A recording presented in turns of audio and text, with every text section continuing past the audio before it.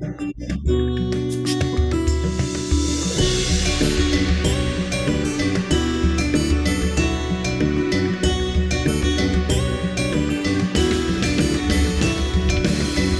isang bansa sa malayong silangan, upirang ngalan perlas ng silanganan. Kagandahan nito ay walang katulad, dito tila bulaklak ay namumukadkad. Bagong upir, bagong dayo ay laahon sa mga dayuhang umandipin ng unang panahon. Tumindig ka, inulat ang iyong mga mata, panahon na sabi ng abayahawa. Maharlika ng antas at Hello po sa ating lahat mga tagapakinig. At maraming salamat sa ating dakilang kalahayam sapagkat binibigyan niya tayo ng pagkakataon na patuloy nating makatalakay ang mga nilalaman ng Torah na iwinasto ng ating mahal na mensahero. Samahan niyo po kami sa pagpapatuloy sa ating pagtalakay sa ikalawang aklat ng Leviticus. Sige, okay. Yung may maaring mag-volunteer, ang gustong bigyan natin pagkakataon ng mga nais mag-volunteer sa pagbabasa.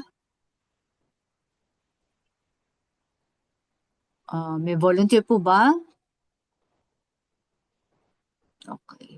O ako na rin ulit. Okay. Kabanata 6 ng 2nd Leviticus. Aklat na dating Numbers. Okay. Ang Nazirite. Sinabi ni Yahweh kay Moses,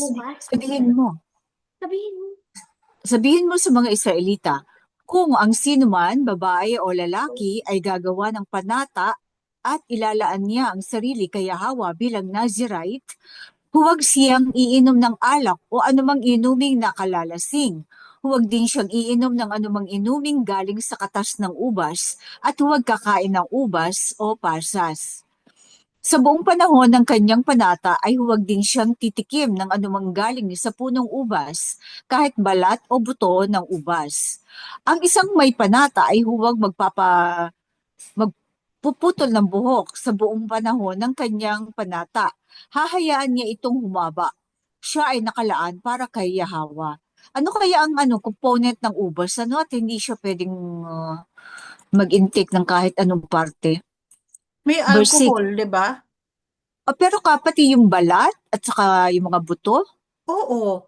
Kasi di ba saan ba nagmumula ang alak? Di ba sa ano? Sa ubas. Oo, sa katas ng prutas. Pero Oo, yung sa katas buto, ng yung prutas. yung mga Oo. balat, parang siguro mayroong component na nakaka-high, no? Siguro. Okay. Nakakalasing din yan, di ba? Wala ko idea, sis. Mm. Pero ayun ang utos. So, hindi natin ma-question yan, no? Pero alalahanin natin, sinabi ng mensahero na nung bumaba sa arko si Noah, nagtanim siya ng ubas. Ubasan. Oo, Hindi naman siya tapos hindi naman siya nag-nazirite nun. Kaya nga oo, natulog pero siya sa pansitan, di ba? nalasing siya Oo. sa Hindi niya alam na ano. nangyayari Oo. sa So ibig sabihin, nakakalasing talaga ang ubas. nakaka-alter ng consciousness, no? Di ba? Mm. Di ba pag nalasing ka, Oh, abot yun nalasing sa nga daw utak. siya noon. Oh. May natural alcohol daw po. Oh, Meron. ayun. Kahit yung Natural mga balat. alcohol. Oh, Oo. okay. Marami ang kain. So, ng diwa, nakaka-alter. Okay. Opo, yung balat daw po. Okay. Mga bagong Okay. kaalaman. Mhm.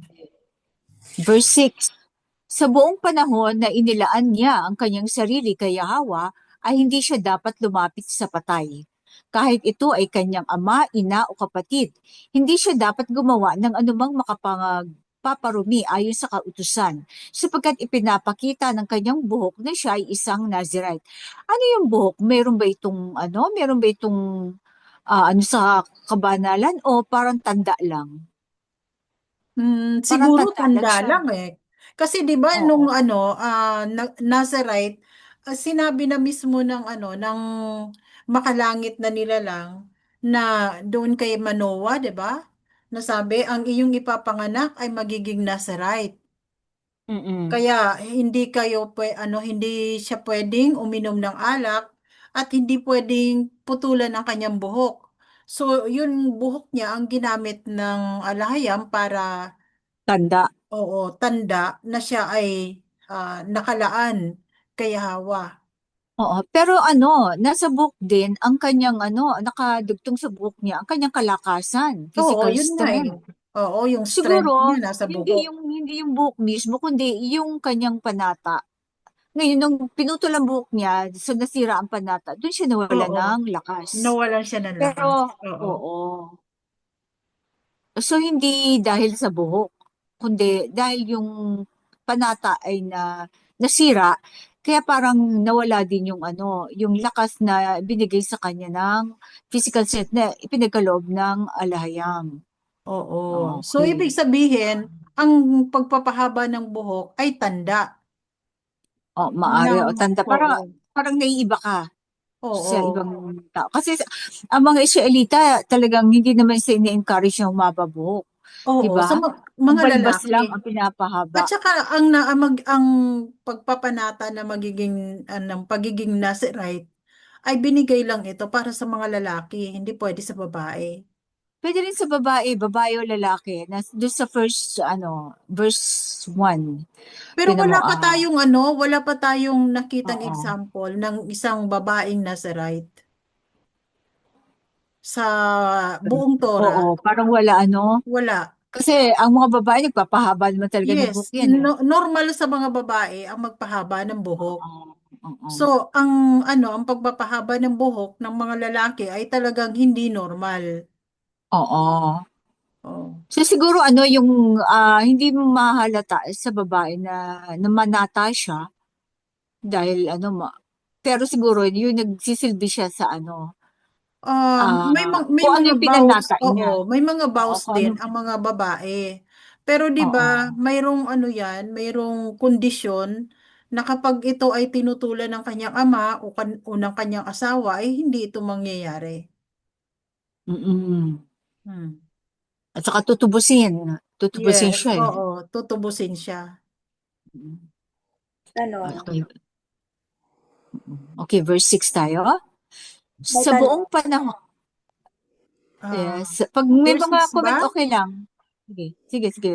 Pag may mga komento pa, welcome po ang lahat magkomento. Ano, dagdag. Verse 8 na tayo ko, kapatid. Verse 8, oo. Hmm. Pananatilihin niyang malinis ang kanyang sarili sa buong panahon ng kanyang panata. Kung may biglang mamatay sa kanyang harapan, o biglaan lang, ano, Hmm. pagkalipas ng 7 araw ay aahitin niya ang kanyang buhok sapagkat nadungisan siya ayon sa kautusan. So yung ano, yung once na umalis na ang diwa o yung tinatawag nilang espiritu sa isang tao, nag-start na agad ang ano, decomposition ng kanyang katawan eh, no? Hmm. So yun, nakaka-defile na agad yun sa tao. Although hindi natin nakikita yung essence ng katawan, nag-evaporate na. Hmm. So yung makaka-defile sa kanya. Verse 10, sa ikawalong araw, magbibigay siya sa saserdote ng 2 handog na manok sa pintuan ng toldang tipanan. Ang isa nito ay handog ukol sa kasalanan at ang isa ay handog na susunugin bilang katubusan sa pagdungis niya dahil sa presensya ng bangkay. Sa araw ring iyon, muli niyang ilalaan sa alahayam ang kanyang buhok. So, magpapahaba uli siya, no? Oo. Ito ang pasimula na siya ay muling inilaan kay Yahawa bilang Nazirite. Ang mga araw na nagdaan sa panahon ng panatang iyon ay hindi ibibilang sapagkat nadungisan siya ng patay at mag-aalay siya ng isang kordero na 1 taong gulang bilang handog na pambayad sa kasalanan. So kung yung namanata ka ng 10 taon, tapos Oo. nadungisan ka na ikasyam, mag-umpisa ka Uulit uli ka. ng 10 taon. Oo, kasi Oo. hindi yun counted. Hindi counted yung Yung 9 years ano, mo. Oo, dahil Uulit nadumis, hindi mo ka. nabuo. Oo. Okay. Okay. Verse 13. Ito ang batas pagkatapos ng kanyang panata bilang Nazirite. Haharap siya sa pintuan ng toldang tipanan. O, kapag na ano na, natapos o pagtatapos, pagtatapos ng kanyang sige, hindi pagtatapos siguro ito. Oo. Ito ang batas Sa pagtatapos. pagtatapos. Oo. Okay. Para malinaw. Hmm. Haharap siya sa pintuan ng toldang tipanan. Verse 14. At maghahandog ng 3 tupa. Isang lalaking tupa na 1 taong gulang at walang kapintasan bilang handog na susunugin. Ito yung birth offering. Tapos isang babaeng tupa na 1 taong gulang at walang kapintasan bilang handog para sa kapatawaran ng kasalanan. Sin offering naman ito. Hmm. So, may sin offering din siya kahit nasira siya, no? At Hmm. isang barakong tupa na walang kapintasan bilang handog pagsasaluhan. A fellowship offering. Lalaki dapat, barako. Saan yan sa Panata? Oo. Halimbawa, pagtatapos, Sa pagiging halimbawa, Nazarite. tapos na ang inyong panata, Tapos na yung pagiging iyong Panata. Nazirite. Tapos, Parang may closing ceremony, no? O so, siguro tutubusin mo yung sarili baka mo. Ano ba? baka hindi mo natapos yung Panata mo. Baka yan ang Ah, kabayaran. hindi bro, hindi. Ang Pagkahalimbawa lang kasi ang namanata ka ng 10 taon. Okay. Tapos na-defile ka sa pangsyam na. O Okay. halimbawa na-defiled ka. So Hindi babayaran na mo yung counted. defilement mo. Oo, hindi Oh. counted yung mga previous years na hindi ka pa defiled. Pag Renewal na-defiled Okay. yun. ka, mag-aahit ka ng buhok at Oh. magki-cleansing ka muna for 1 week at saka doon pa lang magsisimula yung panibagong taon ng panata mo. So So yung na yan. bubuin mo Ito kung naman, ilang taon bro, yun. pagtapos So, pag Ito natapos mo naman ang panata. ay pagkatapos ng panata. Halimbawa, nakumpleto mo na yung 10 years mo. Eto, maghahandog 1 ka year, sa 5 yaman years ng yan. kasi yung Panata na yun, hindi mo alam kung kailan ka nagkasala doon. O, parang sa purification mo pala yan. Ganun ba yun? Hindi, kasi kapag ka nagpanata ka ng pagiging Hmm. Nazarite, kailangan keep yourself clean. Clean. Kaya nga po. Oh. So Oo. pambayad yan doon sa mga hindi mo sinasadyang mga kasalanan. Ayun ba yun? Maaari, bro. Maaari, oo. Yun. Yun, para lang maklear kasi baka Oo. mamaya magpapanata ka tapos bandang huli magbabayad ka. Baka wala na magpanata. Oo. So, Parang pag requirement sa pagko-closing. Requirement Pag, na, requirement talaga siya requirements. sa pagtatapos ng panata. Ibig sabihin, pambayad mo sa mga kasalanang hindi mo sinasadya dahil Oo. sa pagpapanata mo. Kailangan babayaran mo yung pagiging defile mo sa mga hindi mo sinasadya. kasi Okay. yun na nga lang, umupo ka sa isang public, hindi mo alam kung Yes. nade-defile ka o hindi, di ba? Oo. Okay. So, Yeah. may mga ganun na hindi mo alam, di ba? Yan lang ang paglilinaw lang. Okay, sige po. Oo. Tuloy. O, tama. Verse 15. Bukod dito, maghahandog siya ng isang basket na tinapay na walang pampaalsa at hinaluan ng langis. At manipis na tinapay na wala ring pampaalsa at may pahid na langis. Magdadala rin siya ng mga handog na pagkaing butil o harina at inumin. So parang graduation, maghahanda Oo, ka ang rin dami niya talaga. palang ihahanda. O, parang graduation. Oo, sa Diba? graduation niya Para ng pagiging Nazarite. mapupunta naman yung sa mga saserdote, yung sin offering mo. Tapos yung fellowship, mapapakain mo yung mga Oo. kapwa mo, pamilya mo, Kasi kapitbahay. biruin mo, isang basket ito ha. Ang laki niyan. Ang dami niyan. Oo. So, parang happy, Oo. masayang celebration. 3 uri ng Okay, verse tinapay ang 16. dadalhin mo. 3 Oo. uri, di ba? May Matumbas na 3 unleavened uring bread, may manipis na tinapay, may at saka may tinapay din na may pahid na langis. libening, parang cake. Oo. Oo, yung may cake. Parang pancake. Parang ano, puto bumbong. Yan. Hmm. Okay, puto. Yan. Okay, verse 16. Ang lahat ng ito ay dadalhin naman ng saserdote sa harapan ng alahiyam at iaalay ang handog para sa kapatawaran ng kasalanan at handog na susunugin. So yung sin offering at saka yung burnt offering ay susunugin. Ang handog pagsasaluhan, magkasama na sa isang halaran. Ang handog pagsasaluhan na barakong tupa, ihahandog niyang kasama ng basket ng tinapay na walang pampaalsa. Saka isusunod ang handog na pagkaing butil at inumin. So yung parte ng handog pagsasaluhan, syempre mga ano yan, laman loob at saka mga taba, no?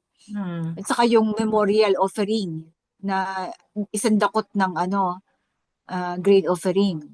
Verse Pakiulit 18. yung laman loob, Handog ano? pagsasaluhan. Pwedeng Kasi yung handog pagsaluhan yung, pagsasaluhan, yung fellowship Hindi. offering, Pagka-fellowship laging offering, hindi kasi kasama ang laman loob. kasalo natin ang alahayam.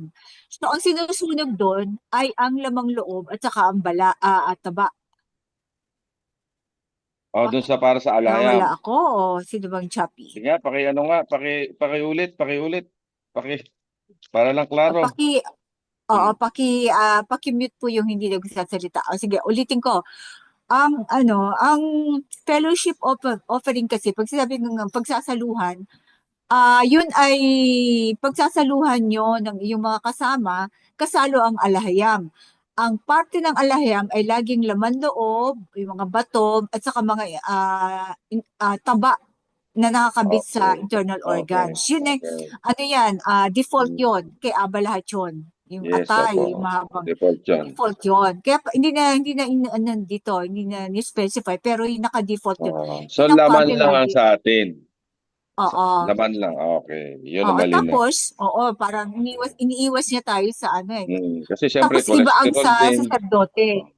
Bakit Oo. cholesterol? Saserdote is picture o yung dibdib at saka yung right leg, front leg. Sineseparate din pala yon para sa mga saserdote.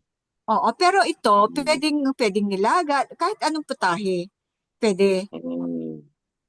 Pero parang special lang. Parang halimbawa, Pero nung panahon ng sultan, hindi na sineseparate yun. Kung ano yung, nandun dyan, lahat na, kasama na mga Oo. priest. Anyway, una naman Hindi sila na- sineservan eh. Oo. Sa bagay, una silang sineserban.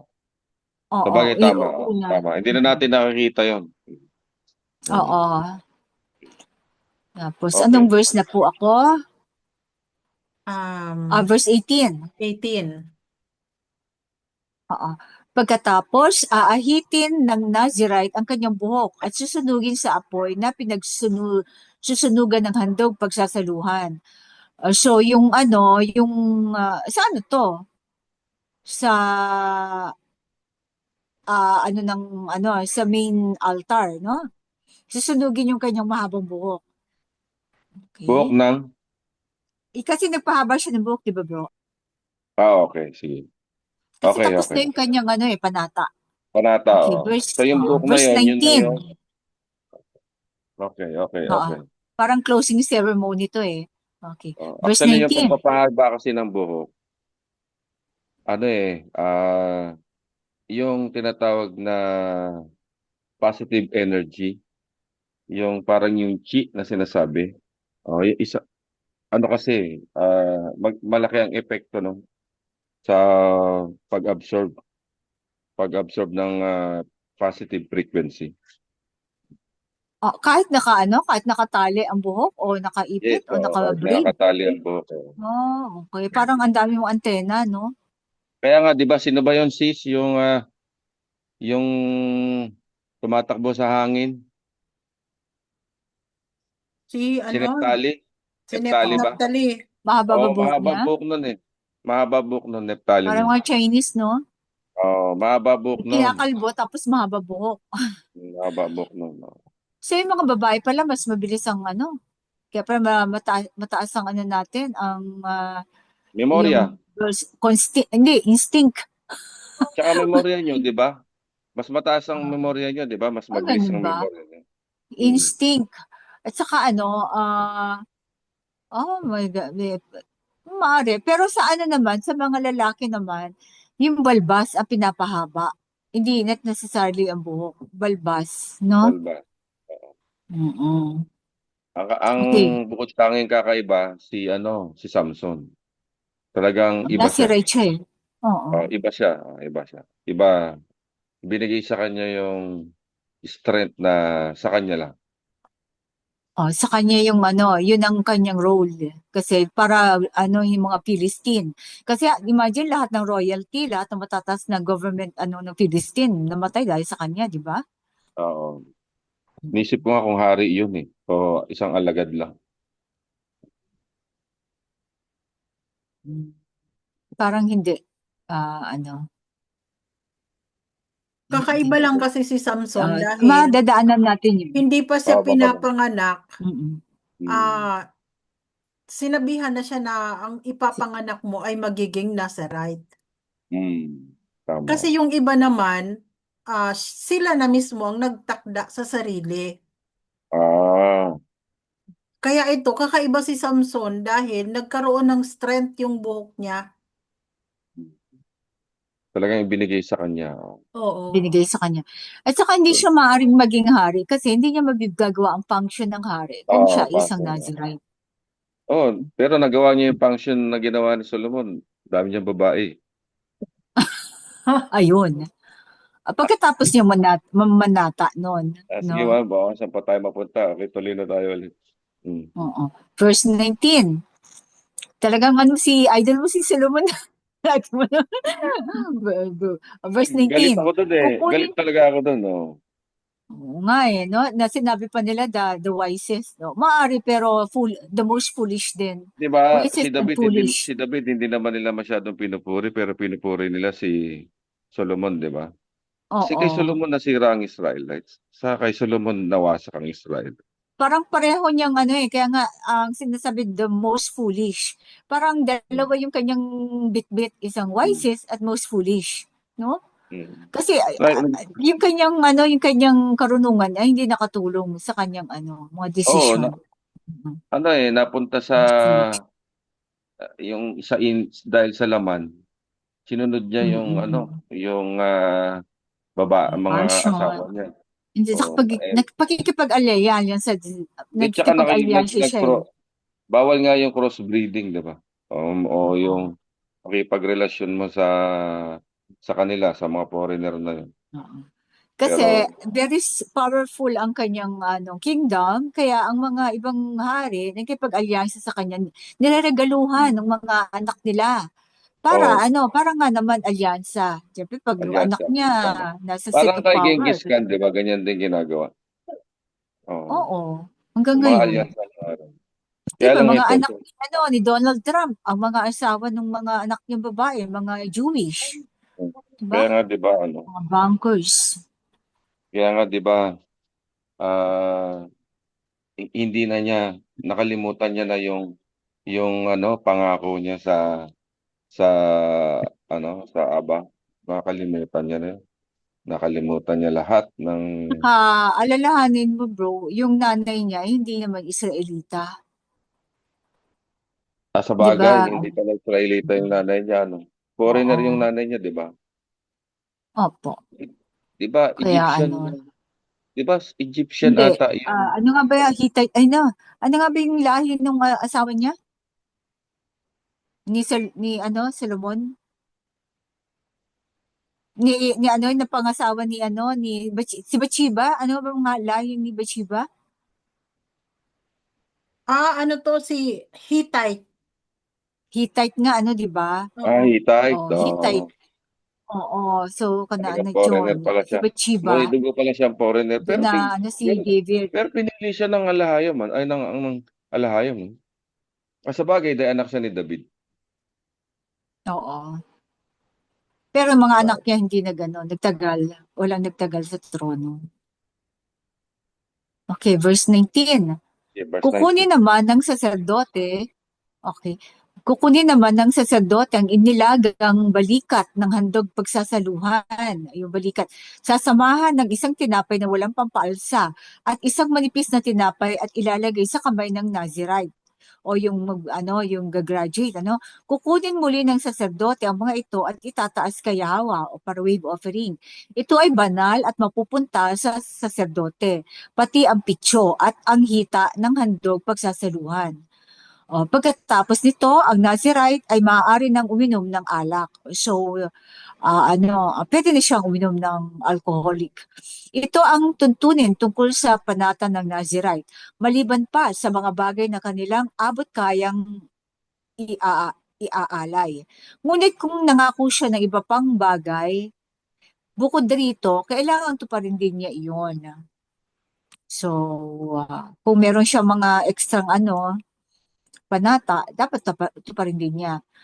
Ang basbas ng saserdote. Sinabi ni Yahweh kay Moses, sabihin mo kay Aaron at sa kanyang mga anak, ito ang bibigkasin ninyo sa pagbabasbas sa mga Israelita.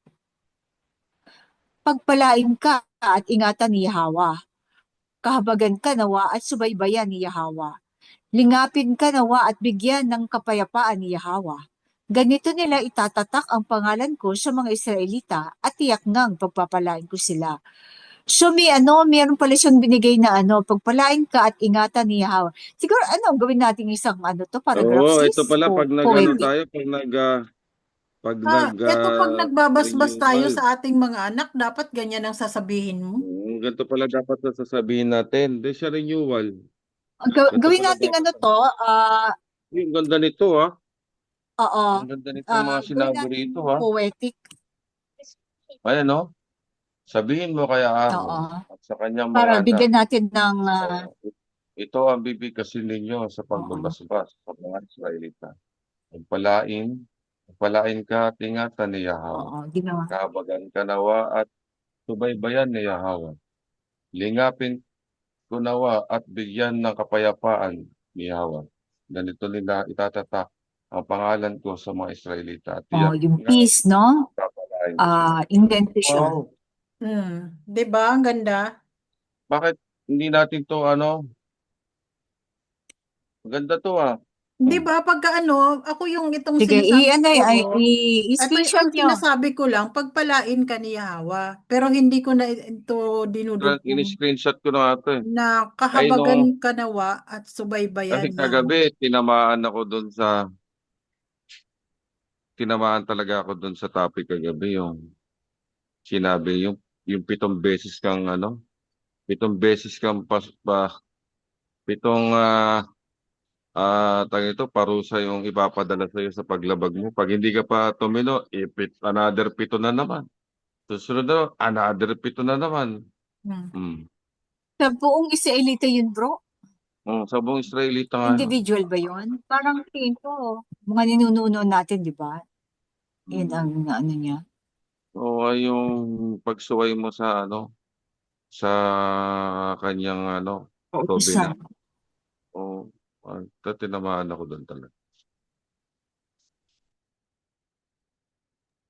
Sige, tuloy na Sabihin, natin. ang kulit nyo Ito at ganito nila itatatak ang pangalan. Sabi, ang kulit mo. Ganito nila itatatak ang pangalan. Oo. Kailangan mo ng So, pito-pito. at tiyak nga. Diba? Hindi nga, alam Kung nyo makulit talaga ka, mga kailangan mo kapatid. ng pito-pito. Hindi, ang talagang parang isa rin sa mga parang ikinalungkot ko, kinatakot ko, yung doon sa Cebu nga, dito sa may parteng Visayas na, di ba, nilindol na sila ng pagka. Tapos binagyod na sila na ng pagka, binaha na sila. Di ba nung nilindol, nagtayo sila ng altar na naman, binuhay na naman nila. Ano sumunod? Di baha naman. Hindi pa rin natinag, nag-celebrate Mga pa rin tulog, sila bro, ng nila, ng Niño Festival nila. O tsaka yung Maskara Festival na naman yun. Hindi ko na Wala pa silang kaya, alam tungkol dito di ba nakakatakot? Tapos kaya iwasan yung pumunta doon kasi iba. Pera na lang siguro ilapit nyo sa aba na pupunta po ako doon, wag nyo muna. Wag mo Maganda yung muna beaches dun, bro. Ang ganda ng beach. Pero ano talaga sis, sila kasi ang Humabon ba pangalan no? Yung Humabon ano? unang tumanggap ng manika. Oo, kasi parang hindi ko maintindihan kung naiinggit ba siya kay Lapu-Lapu na ano na dahil yung Na mga ano, dato na o, bola, na uto ng o mga yung ano. mga raha kasi samahan ng mga raha yung hawak ni ano ni Lapu-Lapu eh. Di- pero, siguro Oh, hindi then niya nauto makuha siya ng yung mga ano, dayuhan, ang ginawa niya para masira niya yung siguro power. yung alyansa na yon nakipag ano siya sa mga Kastila. Tapos hindi lang niya tinanggap, niyakap pa niya yung ani-anito. Ay, yun, doon na. Pati nga yung istorya pala ng Timawa, ano pala yon? Mga royalty pala yon na may sariling ano pala yon. May sariling kingdom pala yung mga Timawa tribe na yon. Mantakin mo Samantala ang timawa ngayon parang ano kapintas, parang ano kaya tutuksing nga, ka, parang kang timawa. 'di ba yung ang ginawa pala ng mga Oo. Kastila diyan nung malakas na yung puwersa nila diyan sa parteng Visayas. Hinubaran sila, tinanggalan ng tinanggal ang army nila, tinanggal ang ano nila, ang mga properties nila, tinanggalan yung mga royalty doon. Mga royal blood pala yung mga yon, ang lahi noon. Kaya Mga siguro ginto no? para kang Timawa, siguro hinubaran na kasi sila, tinanggalan na sila hanggang sa maghirap, magutom. Parang backward. Oh. Oo, Kaya pag parang sinabing backward sila Timawa ka, nun para kang hinubaran ng kahalin tulad dyan na hinubaran ka ng pag-aari mo. Kaya para kang Timawa, ganun. Mababang klase ng tao. Ginawa silang mababang Mababang klaseng klaseng tao tao. na hindi naman sila mababang klaseng tao. Hindi naman sila Oo. mababang klase sa lipunan. Di ba ang Ang, timawa ay alipin? hindi, tribo pala yan, sis. Oh? Tribo siya. Tribo ang Timawa. Hindi siya alipin. Parang ngayon, pag sinabi, parang ang bakya, parang ganon, bakya Hmm. o ganon, parang Di ba mababang parang, klase, di ba? di ba Yeah. yung pangalan ng ating Ang alam ko, ang aba, di ba timawa yung, ay alipin na pinalaya. oo nga, pero Yun na lang ang ginawa nilang ano, tribo siya sis. May sarili siyang military, Oo nga. may sarili siyang ibig sabihin kingdom siya. pinagmula. Oo. Huwag ka Nung natalo maniwala niya, sa history. Hawak yan ng nung ano, natalo sila, mga di ano, ba, yung Romano. pangalan nga ng aba, ginawa nilang mura, di ba? Oo. Tinanggal lang nila yung pinagdugtong nila yung dalawang dulo, una.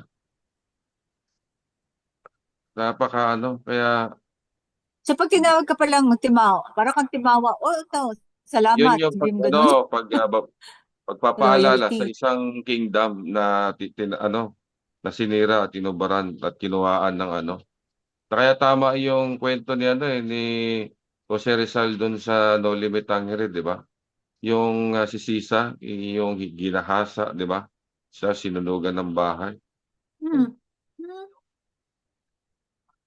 Ayan ang ginawa nila sa ating mga ninuno na hindi ko maintindihan. Hanggang norte nakarating. Pero dito talaga nagkaroon ng labanan. Dito sa may parteng Mindanao at saka parte ng Southern Luzon, paakyat na. Hindi talaga sila nanalo sa bandang Mindanao, On, di ko alam. Diyan sa mga parte oo, ng di nila Mindanao, nasakop talaga. hindi sila nanalo dyan at hindi sila Zamboanga lang, yun kasi mga island yun eh. hindi sila nanalo Zamboanga, yan. Oo. Kasi tsaka ano, doon sa pinakadulo. Yung sa pinakadulo ng norte, hindi sila nanalo oo. doon. Hindi sila nanalo sa bandang Benguet, hindi sila nanalo dyan. Bukod doon nasakop nila yung bandang ibaba, yung mga Ilocos Region, mga ganyan. Pero yung bandang itaas na hindi nila nasakop yun. So dalawa yun ang hindi nila nasakop. Kaso lang, nung nagkaroon na ng Christianity, nagkaroon na ng mga gusali, dahan-dahan, nasakop na rin sila. Sa Nandoon religion. na, nandoon na yung mga simbahan. Nandoon na yung kasulok-sulukan, magugulat ka, may simbahan na ng doon. Sino man yun? Ayan na. Iyan ang mahirap. Paano tayo makakalaya doon? Sige, sis, tuloy na tayo. Okay. Sige, ano tayo? Maganda pag ganito kaya may kasamang history ng mga Ophiurians. Okay, Kabanata 7. Gusto ko lang i-stress yung previous sa kabanata sa 27. Ganito nila itatatak ang pangalan ko sa mga Israelita at tiyak ngang pagpapalain ko sila. Tiyak ang pagpapala. Basta itatatak mo sa mga anak mo o pamilya mo ang kanyang pangalan, di ba? Tiyak ang pagpapala. Yun. So, Kabanata 7 tayo sa mga handog sa pagtatalaga sa altar o yung mga halaran. Nang ganap na matapos ang tabernakulo, pinahiran ito ni Moses ng langis o yun yung tinatawag na anointing, pagpapahid ng langis. At ipinahayag na para kay Yahweh o consecration. Gayon din ang mga pag para kay Yahweh consecration yon. Parang yung at yung mga shofar, 'di ba, pinapa-consecrate natin. Ito ay para lang sa gawain, para kay Yahweh, yon. Gayon din ang mga kagamitan doon, ang altar at ang lahat ng kagamitang ukol dito. Nang araw na iyon, ang mga pinuno ng mga Israelita, ang puno ng mga angkan at pinuno ng tribo ayon sa census, ay naghandog kay Yahweh ng 6 na malalaking karitong may takip o may takip at 12 toro. So, 2 toro sa isang kariton, bale.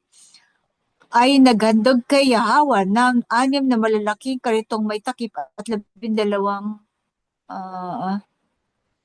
toro. Baka inulit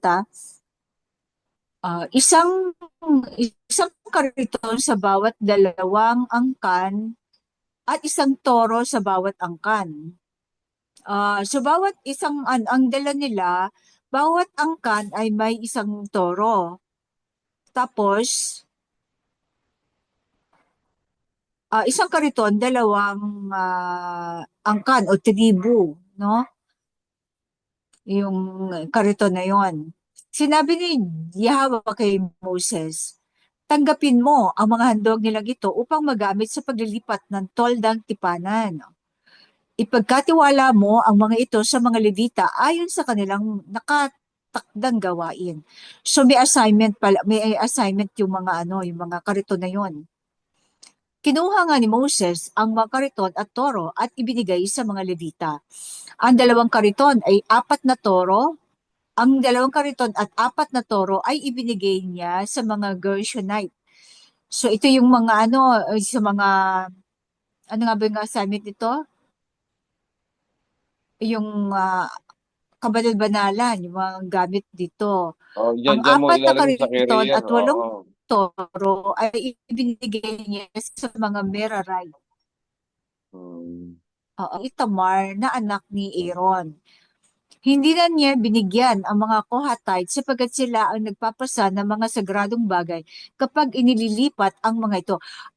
Okay. Yung Gershonite, sila ang may dala ng mga ng mga Yung kariton, mga tela, mabibigat kasi ang tela, yung mga yung kariton, balat yung ng sinasabing hayop. Oo, yung sinasabing yung kariton diyan, trailer. paglalagyan ng mga yung parang Oo. tabing. Yan yung may gulong na kariton na binabatak ng Parang kalabaw o yung may takip. baka. Oo. Diyan mo ilalagay yan. Ano tawag diyan sa Tagalog? Oo, yung toro. So yung Iba yung una toro. is Hindi naman skidding yun may gulong yun Oo. Yung isa ay pinaglalagyan ng mga balat. Oo. Pinaglalagyan ng balat ng hayop, yung parang perimeter fence ng kanilang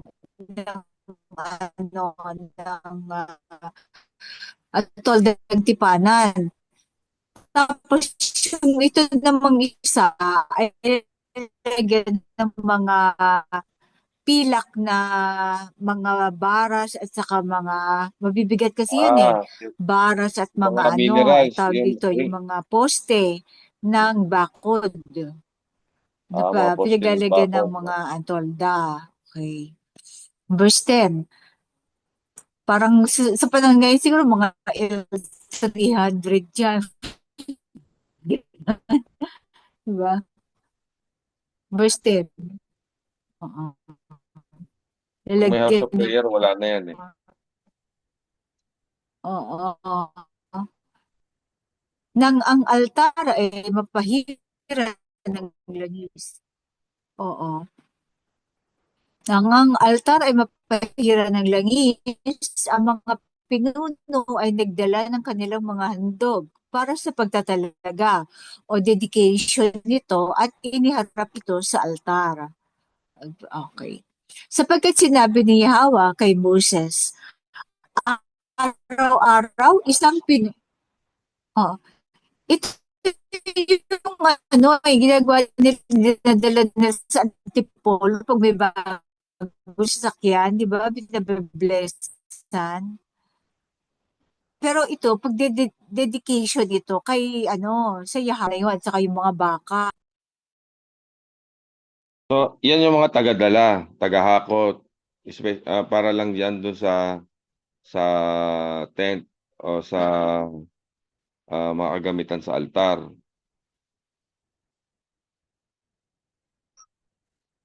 No?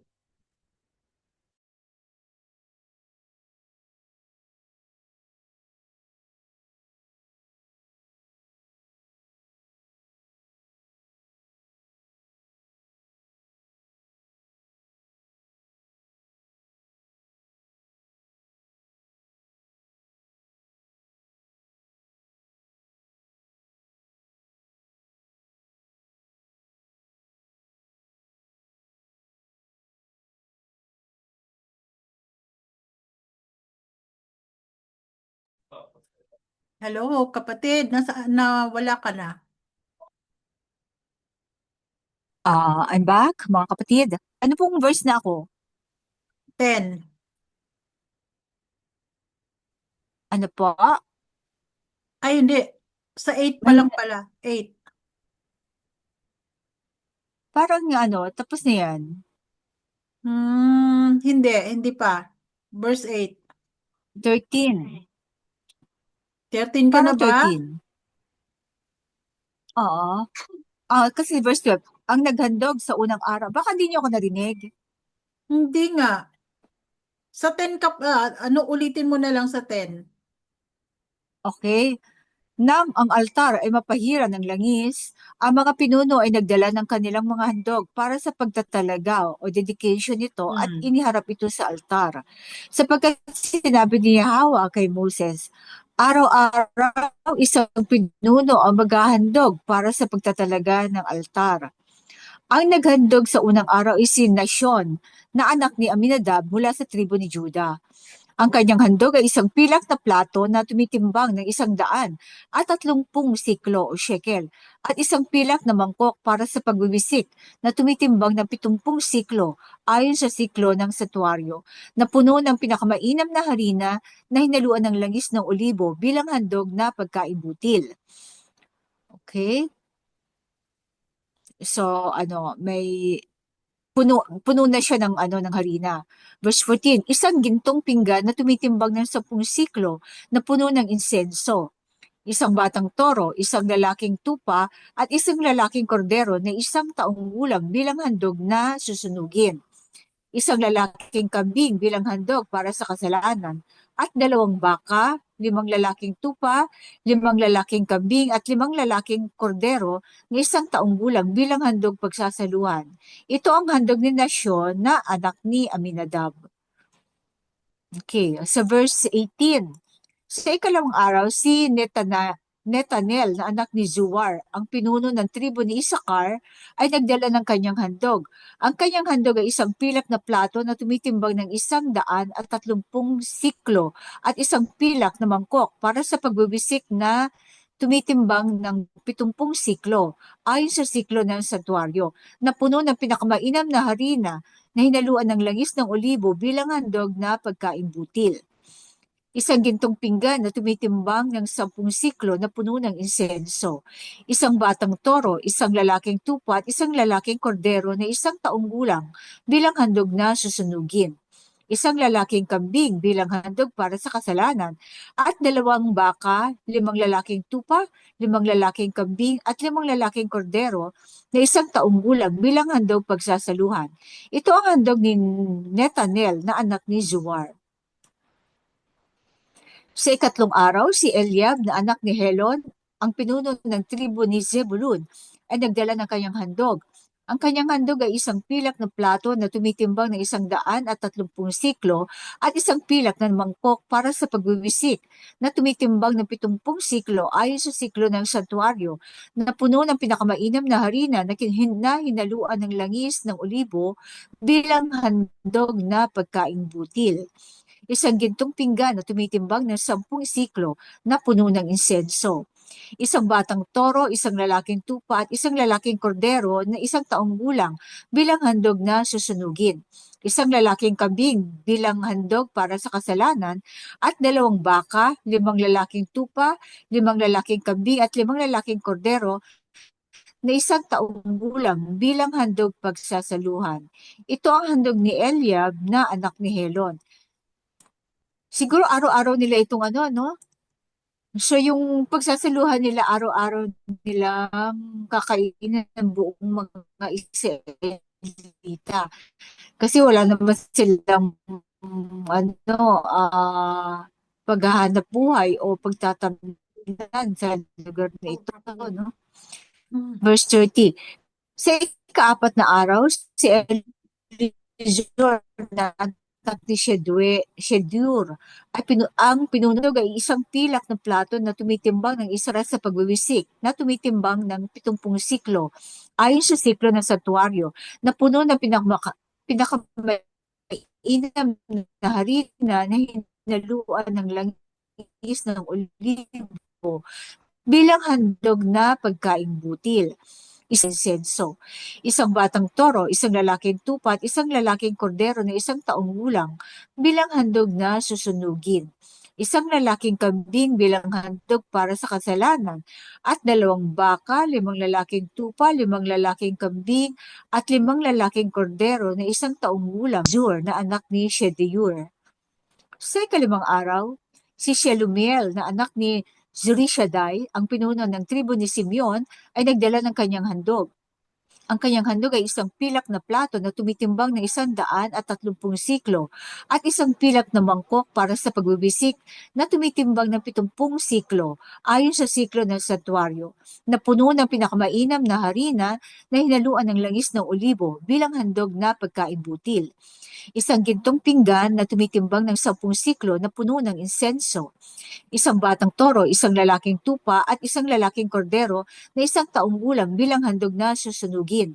1 lalaking kambing bilang handog para sa kasalanan at 2 baka, 5 lalaking tupa, 5 lalaking kambing at 5 lalaking kordero na 1 taong gulang bilang handog pagsasaluhan. Ito ang handog ni Shelumiel na anak ni Zurishaddai.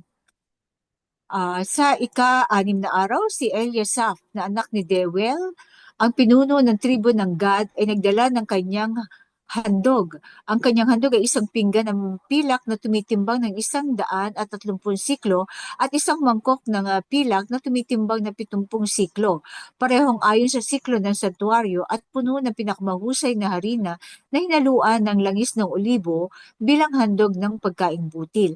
1 pinggan na ginto na tumitimbang ng 10 siklo na puno ng insenso, 1 batang toro, 1 lalaking tupa at 1 lalaking kordero na 1 taong gulang para sa handog na susunugin. 1 lalaking kambing para sa handog dahil sa kasalanan. At 2 baka, 5 lalaking tupa, 5 lalaking kambing, at 5 lalaking kordero na 1 taong gulang para sa handog pagsasaluhan. Ito ang handog ni Eliasaph na anak ni Deuel. Itong dahil is dapat para. Sa 7 araw, si Eliashama na anak ni Amihud, ang pinuno ng tribo ni Ephraim, ay nagdala ng kanyang handog. Ang kanyang handog ay 1 pinggan ng pilak na tumitimbang ng 130 siklo at 1 mangkok na pilak na tumitimbang ng 70 siklo, parehong ayon sa siklo ng santuaryo at puno ng pinakamahusay na harina na hinaluan ng langis ng olibo bilang handog na pagkaing butil. Isang pinggan na ginto na tumitimbang ng 10 siklo na puno ng insenso.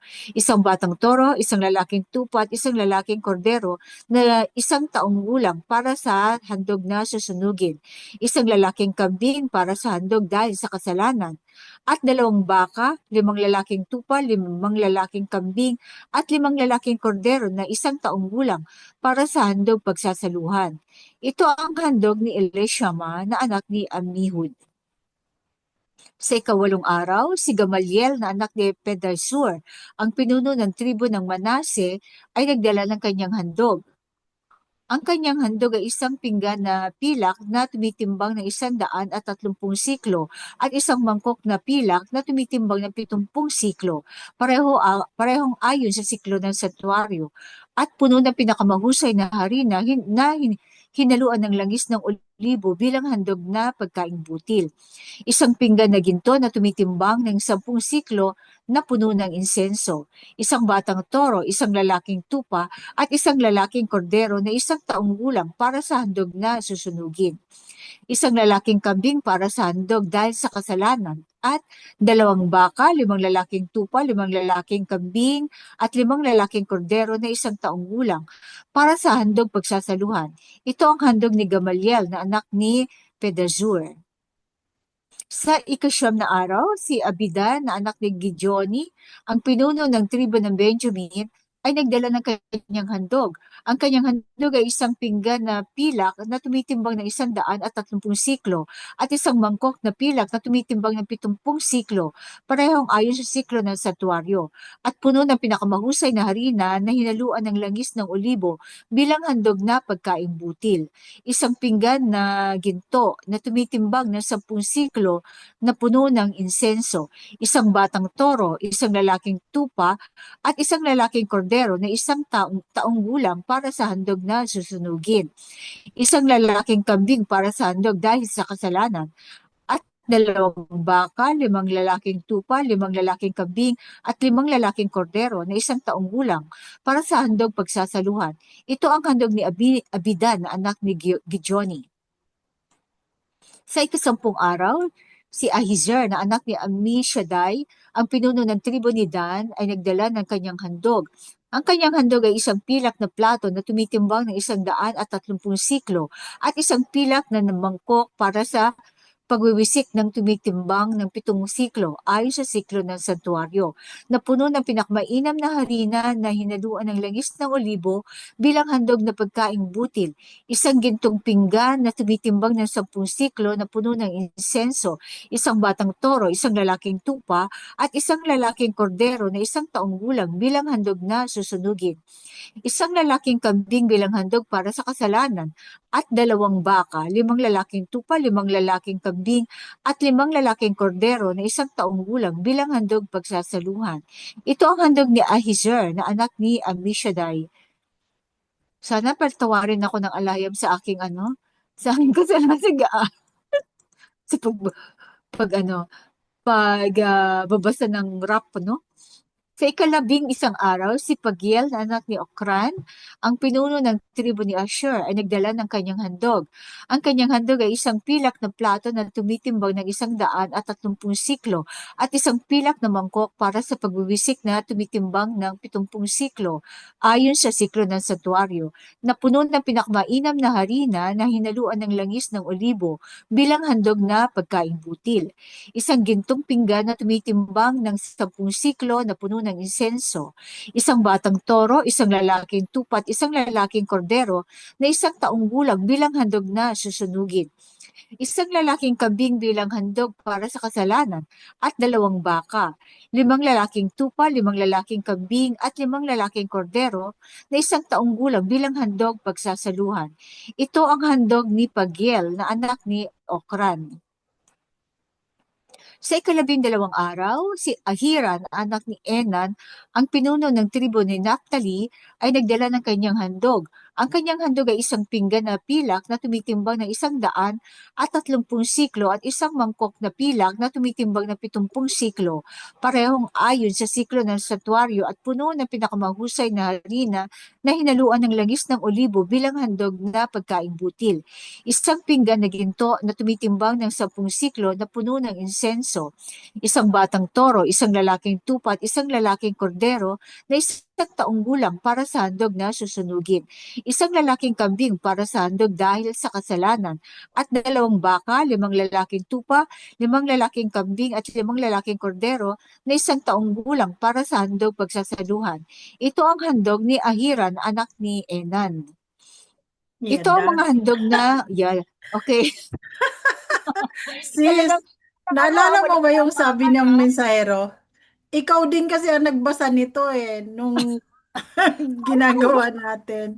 Sabi ng mensahero, sis, memorize mo na Ba't di mo matandaan? Kasi English yun eh. Oo, English yun, pero ikaw di Ay, ka nagbasa nito. ang daya ni Sis Blessy, no? Kaya pala ako pinagbasa niya dahil alam niya, puro ganyan. Ayun ang sabi ng Ay, ganun ba? mensahero. Memorize mo na yung 12 days. Parang rapping eh, no? Nagra-rap ng Oo, kanta eh. So papansin natin na talagang pantay-pantay, walang lamangan, walang walang ano, no? lamangan sa loob ng Parang ano 12 lang mga days. 12 days. 12 Okay. Pero minsan lang naman sila, 'di ba? Isang beses lang silang maghahandog. Yung Kasi consecration, naka-assign. oo, tsaka consecration kasi ito ng ano eh, Oo. toldang tipanan. At saka sa dami nila, ilang ano, mahigit silang milyon kasi sa Oo. lalaki pa lang kalahating milyon na yung ano eh, ordinaryong ano, 'di ba? Wala pa yung Oo. bata doon. At saka mga babae. So, ang dami nilang kakain talaga. Oo. So, kung ano, magaan ito, no? Mm. Pinapagaan ang ano pag magtulong-tulong. Biruin mo So, isang tribo. oo, nag-rap ako ha. Mamaya kailangan rap din ang ating musika. Diba? Hintayin nila yun. Okay, verse Ay, 84. nako. Oo, sige. Okay. Ito ang mga handog ng mga pinuno ng Jacob Israel para sa pag-aalay ng dambana noong ito ay pinahiran ng langis. 12 pinggan na pilak, 12 mangkok na pilak. Ito, ang mga pinuno. 12 mangkok na pilak at 12 pinggan na ginto. So pinagsama-sama nila, no? Bawat pinggan na pilak ay tumitimbang ng 130 siklo at bawat mangkok ay 70 siklo. Sa kabuuan, ang mga pinggan na pilak ay tumitimbang ng 2,400 na siklo ayon sa siklo ng santuario. Ang 12 pinggan na ginto na puno ng insenso ay tumitimbang ng 10 siklo bawat isa, ayon sa siklo ng santuario. Sa kabuuan, ang mga pinggan na ginto ay tumitimbang ng 120 siklo. So may sinamarize ni, may summary, no? Ah. Ang kabuuang bilang ng mga hayop para sa handog na susunugin ay 12 batang toro, 12 lalaking tupa at 12 lalaking kordero na isang taong gulang kasama ang kanilang handog na pagkaing butil o harina. 12 lalaking kambing ang ginamit para sa handog dahil sa kasalanan. Ang kabuuang bilang ng mga hayop para sa handog pagsasaluhan ay 24 na baka, 60 lalaking tupa, 60 lalaking kambing at 60 lalaking kordero na isang taong gulang. Ito ang mga handog para sa pag-aalay ng dambana. Pagkatapos ito ay pinahiran ng langis. Pagkatapos na ito ay pinahiran ng langis. Siguro meron itong na. No? Okay, verse 89. Nang pumasok si Moses sa toldang tipanan upang makipag-usap kay Yahweh, narinig niya ang tinig na nagsasalita sa kanya mula sa pagitan ng 2 kerubin sa ibabaw ng takip ng kaba ng tipan. Sa ganitong paraan, nagsalita si Yahweh kay Moses. So hindi niya nakikita ang ano kasi may sa insenso at saka sa sa usok. Yun ang yung insenso ang nagproprotekta sa kanya sa sobrang liwanag ng alahayam ni Yahweh the Son. Okay, may kaya pa. Kabanata 8. Proceed tayo, no? Pag-aayos ng mga ilawan. Sinabi ni Yahweh kay Moses, kausapin mo si Aaron at sabihin mo sa kanya, Kapag inayos mo na ang mga ilawan, siguraduhin mong ang lahat ng 7 ilawan ay magbibigay ng liwanag sa harap ng menora. So hindi siya 360 degrees. Kailangan sa harapan lang, so bali 180 degrees ang liwanag.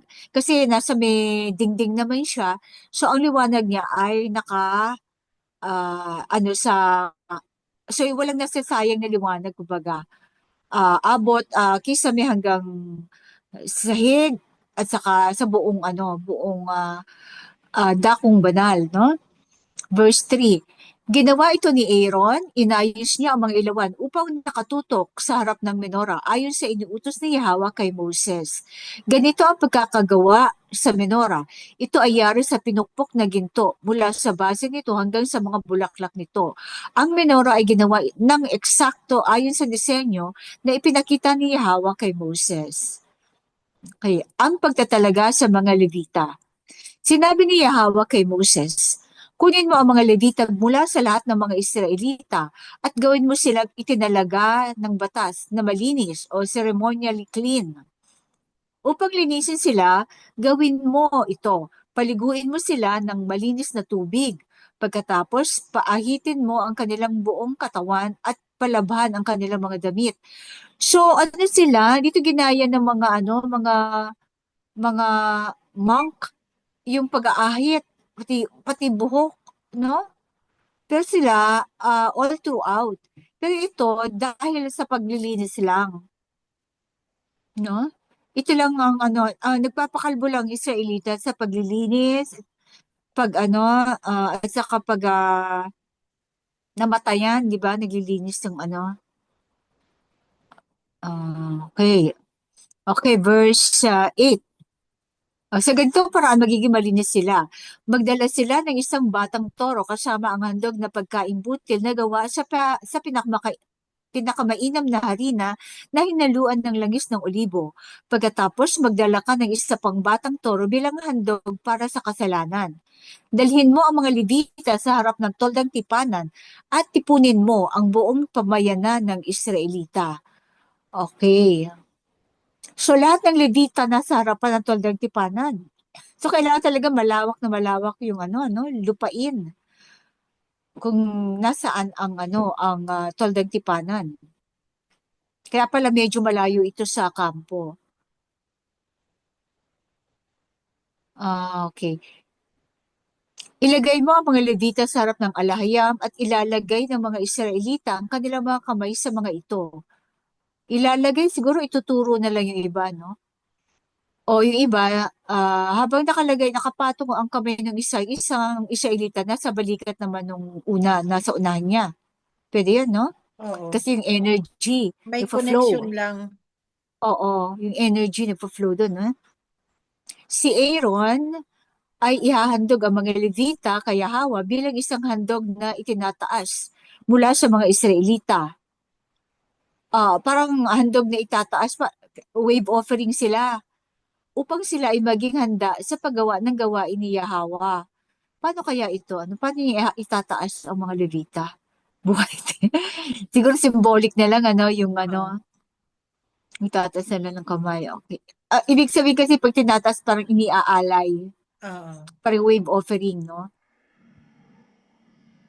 Verse 12, pagkatapos ipapatong ng mga Levita ang kanilang mga kamay sa ulo ng mga toro.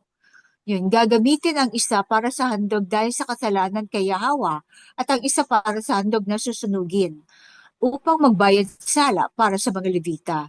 O laging may birth offering at saka sin offering. Patatayuin mo ang mga Levita sa harap ni Aaron at ng kanyang mga anak bilang handog na itinataas kay Yahweh. Sa ganitong paraan, ihiwalay mo ang mga Levita mula sa ibang mga Israelita at ang mga Levita ay magiging akin. Pagkatapos mong linisin ang mga Levita at ipakita sila bilang handog na itinataas, sila ay paroroon sa toldang tipanan upang gawin ang kanilang gawain. Lahat? Ang dami nito Sila ang mga Israelita na ibinigay ng buo sa akin. Inilaan ko sila sa akin bilang kapalit ng mga panganay, ang unang lalaking supling ng bawat Israelitang babae. Ang bawat panganay na lalaki ng mga Israelita, maging tao o hayop ay akin.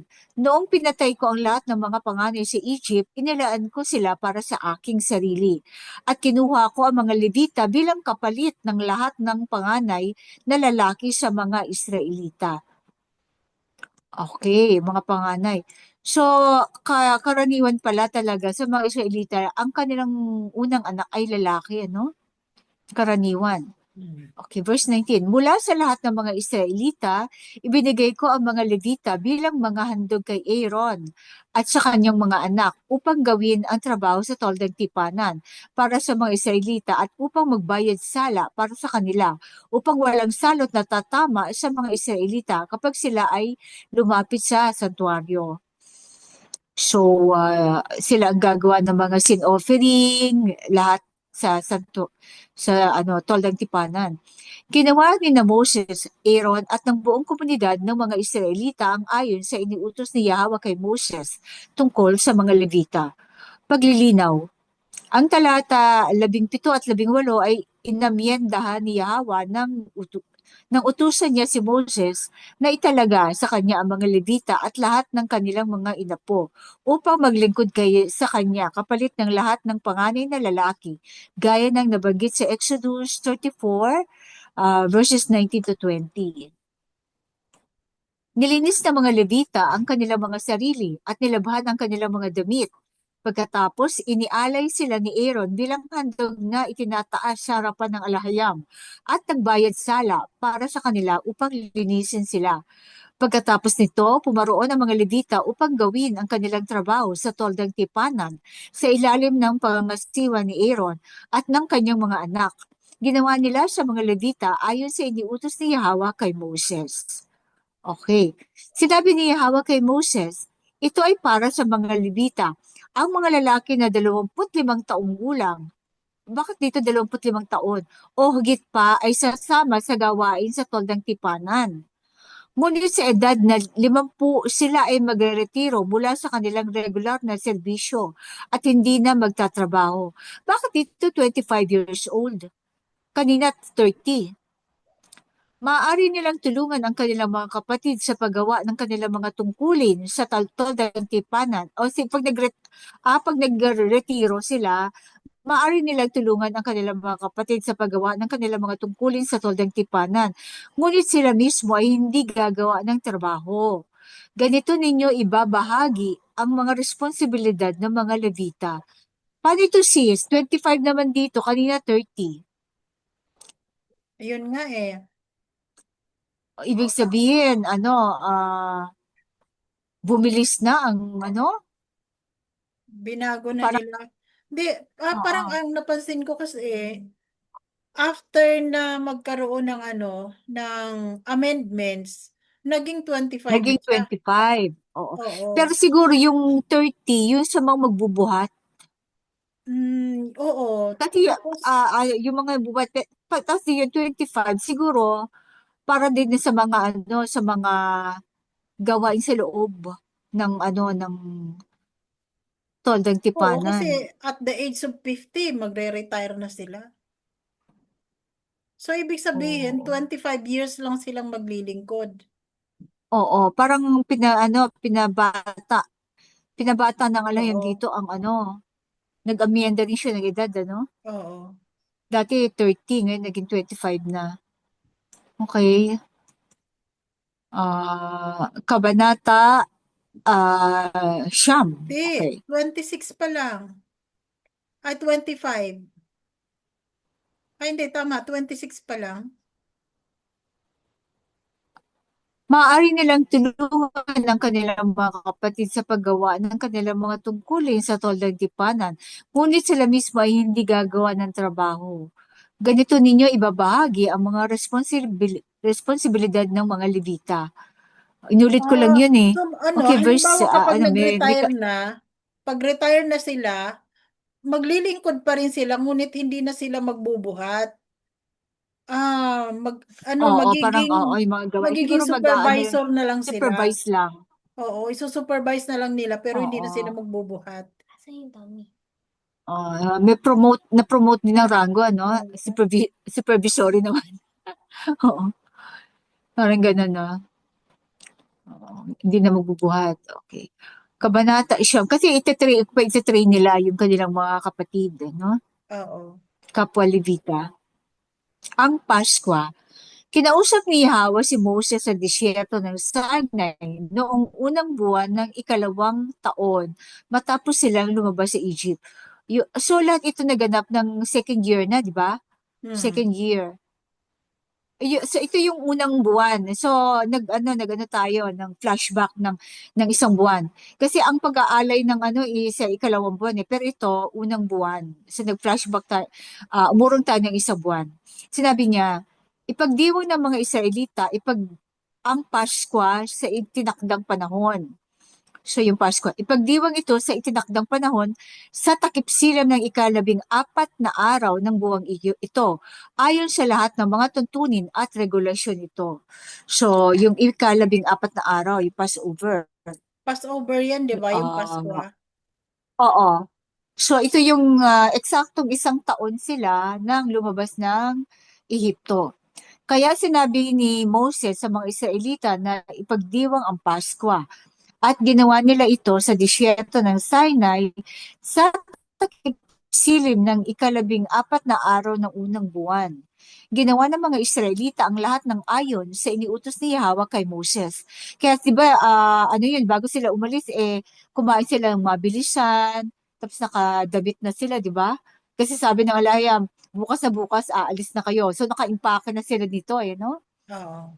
At saka hindi sila natulog dito. Wala silang tulugan kasi preparasyon doon ng paglakad. Mhm. Okay, verse 6.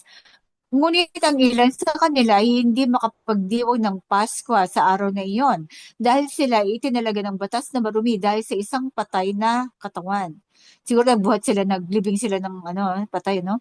Kaya sila ay lumapit kay Moses at Aaron ng araw na iyon at sinabi kay Moses, kami ay naging marumi dahil sa isang patay na katawan. Ngunit bakit kami ipagkakait sa pag-aalay ng handog kay Yahawa kasama ng iba pang mga Israelita na itinakdang panahon? Oo, kaya Sum- kaya naman sila ay na-defiled kasi 'di ba hinukay nila dahil, yung mga patay nila doon at dinala nila? Naalala oo. mo? Na lahat sila ay may Pero nagdala ng siguro yun eh. yung sa Passover nga, Ay, yung oo, maaari. pag-alis Oo, nila, tama. lahat ng mga patay nila, hinukay nila tapos Oo. dinala nila yung mga buto. Pero isang taon nang Oo, pero isang taon na yun. Nasa Sinai na sila. Siguro nakapaglibing na sila. Siguro Oo, tingnan natin yung time frame. oo, Baka may namatay isang katawan eh. Hindi baka, naman sinabing mga buto oo. eh. Baka nailibing na nila beforehand yung mga Ay, hindi. Dala-dala Hindi, niya. Oo nga, dala-dala nga pala dala-dala nila to. nila yan kasi hindi nila pwedeng Hanggang ilibing sa Kanaan. ilang. Dadalhin nila yan at ililibing Oo. doon sa Kanaan pagdating nila. Oo nga, Tama, tama. Okay, verse 8. Sumagot si Moses sa kanila, maghintay kayo hanggang malaman ko ang iniutos ni Yahweh tungkol sa inyo. Oo nga. Siguro may mga tao Oo, talagang taga-bitbit ng buto lang, no? oo, Kasi yung mga defiled yun. taga-bitbit sila ng mga buto. Oo, okay. Okay, verse 9. Pagkatapos sinabi ni Yahweh kay Moses, sabihin mo sa mga Israelita, kapag ang sino man sa inyo o sa inyong mga inapo ay marumi dahil sa isang patay na katawan o nasa isang paglalakbay, ipagdiwang pa rin nila ang Pasko ni Yahweh, ngunit gagawin nila ito sa ikalabing-apat na araw ng ikalawang buwan sa takip silim. So yung sa second month. So Mm, magka-cleansing muna sila, no? oo. So kung gusto mo makasabay sa karamihan, dapat bago pa mag-abib, mag-cleansing ka na, no? Mm, Kung gusto mong magdiwang din ng unang buwan, sa unang buwan, okay. oo. So binigyan lang sila ng pagkakataon sa second month. Pag kakainin nila ang kordero kasama ang tinapay na walang lebadura at mapapait na damo. So, ikalabing-apat na araw ng ikalawang buwan. Huwag nilang iiwanan ang alinman sa mga ito hanggang umaga o babaliin ang alinmang buto nito. Kapag pagdiwang nila ang Pasko, dapat nilang sundin ang lahat ng mga regulasyon. Excuse me. Oh. Ngunit kung ang Ano? sino man na itinalaga ng batas na malinis at hindi nasa isang, yes, 13. Ngunit kung ang sino man na itinalaga ng batas na malinis at hindi nasa isang paglalakbay ay hindi nagdiwang ng Paskwa, dapat siyang itiwalag mula sa kanilang bayan dahil hindi niya inialay ang handog kay Yahawa sa itinakdang panahon. Oh, tatanggapin nila ang parusa ng kanilang kasalanan.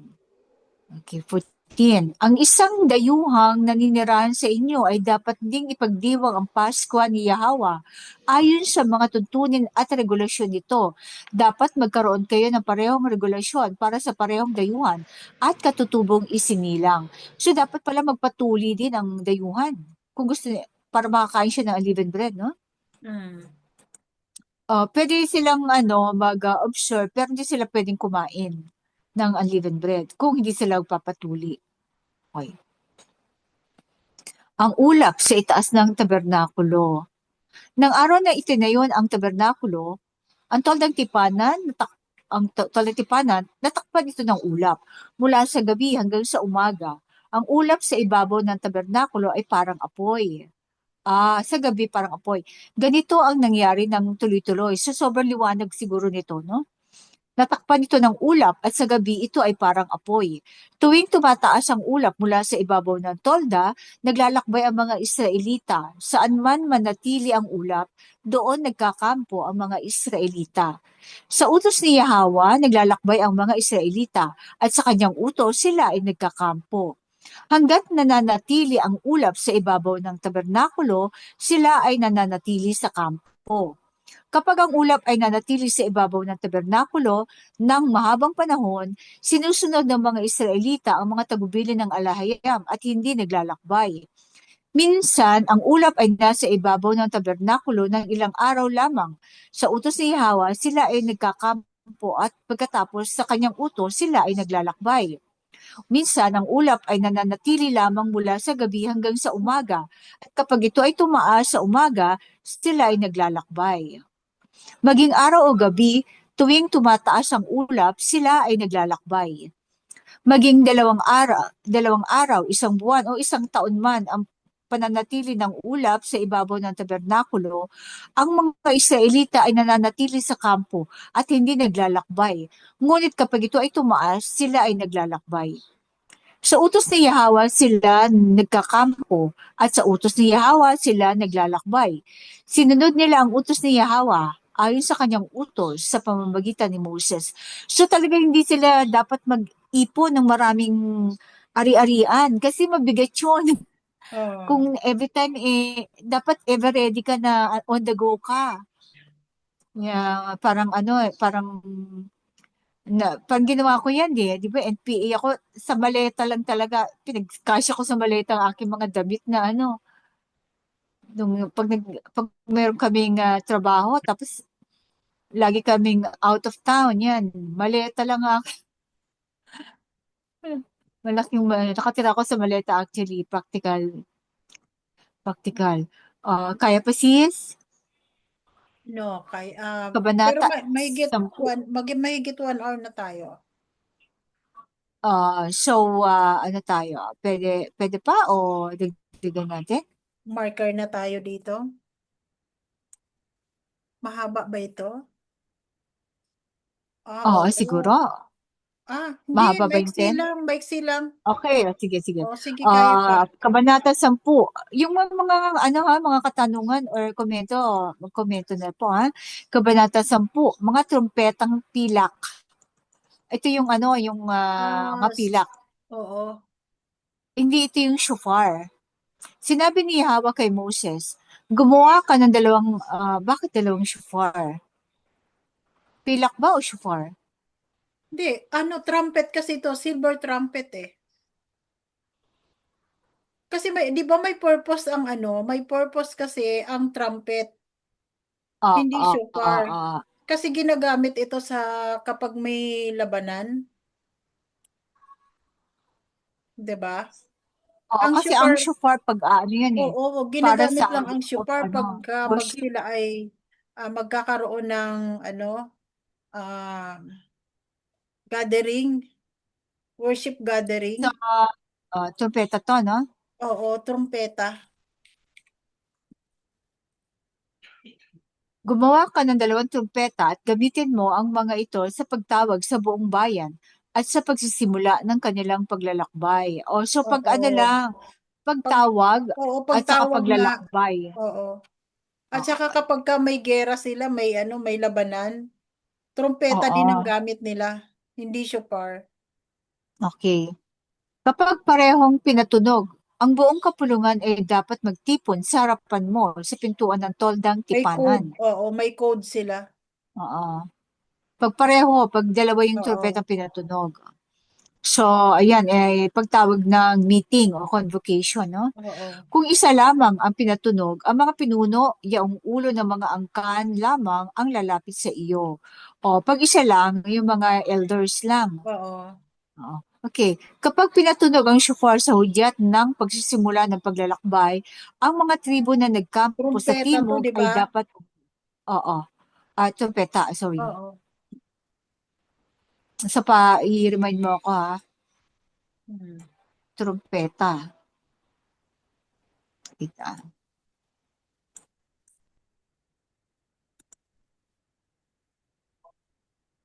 So, kapag pinatunog ang trumpeta sa hudyat ng pagsisimula ng paglalakbay, so siguro pag-empake na sila, kasi ilang oras kaya pag-empake nila, no? No? Pag tumaas yung ano, yung ano, Yung yung ano ni ulap. Alahayang, Oo. oo, ulap. Tapos ano, kapag pinatunog ang trompeta sa hudyat ng pagsisimula ng paglalakbay, ang mga tribo na nagkampo sa timog ay dapat umalis.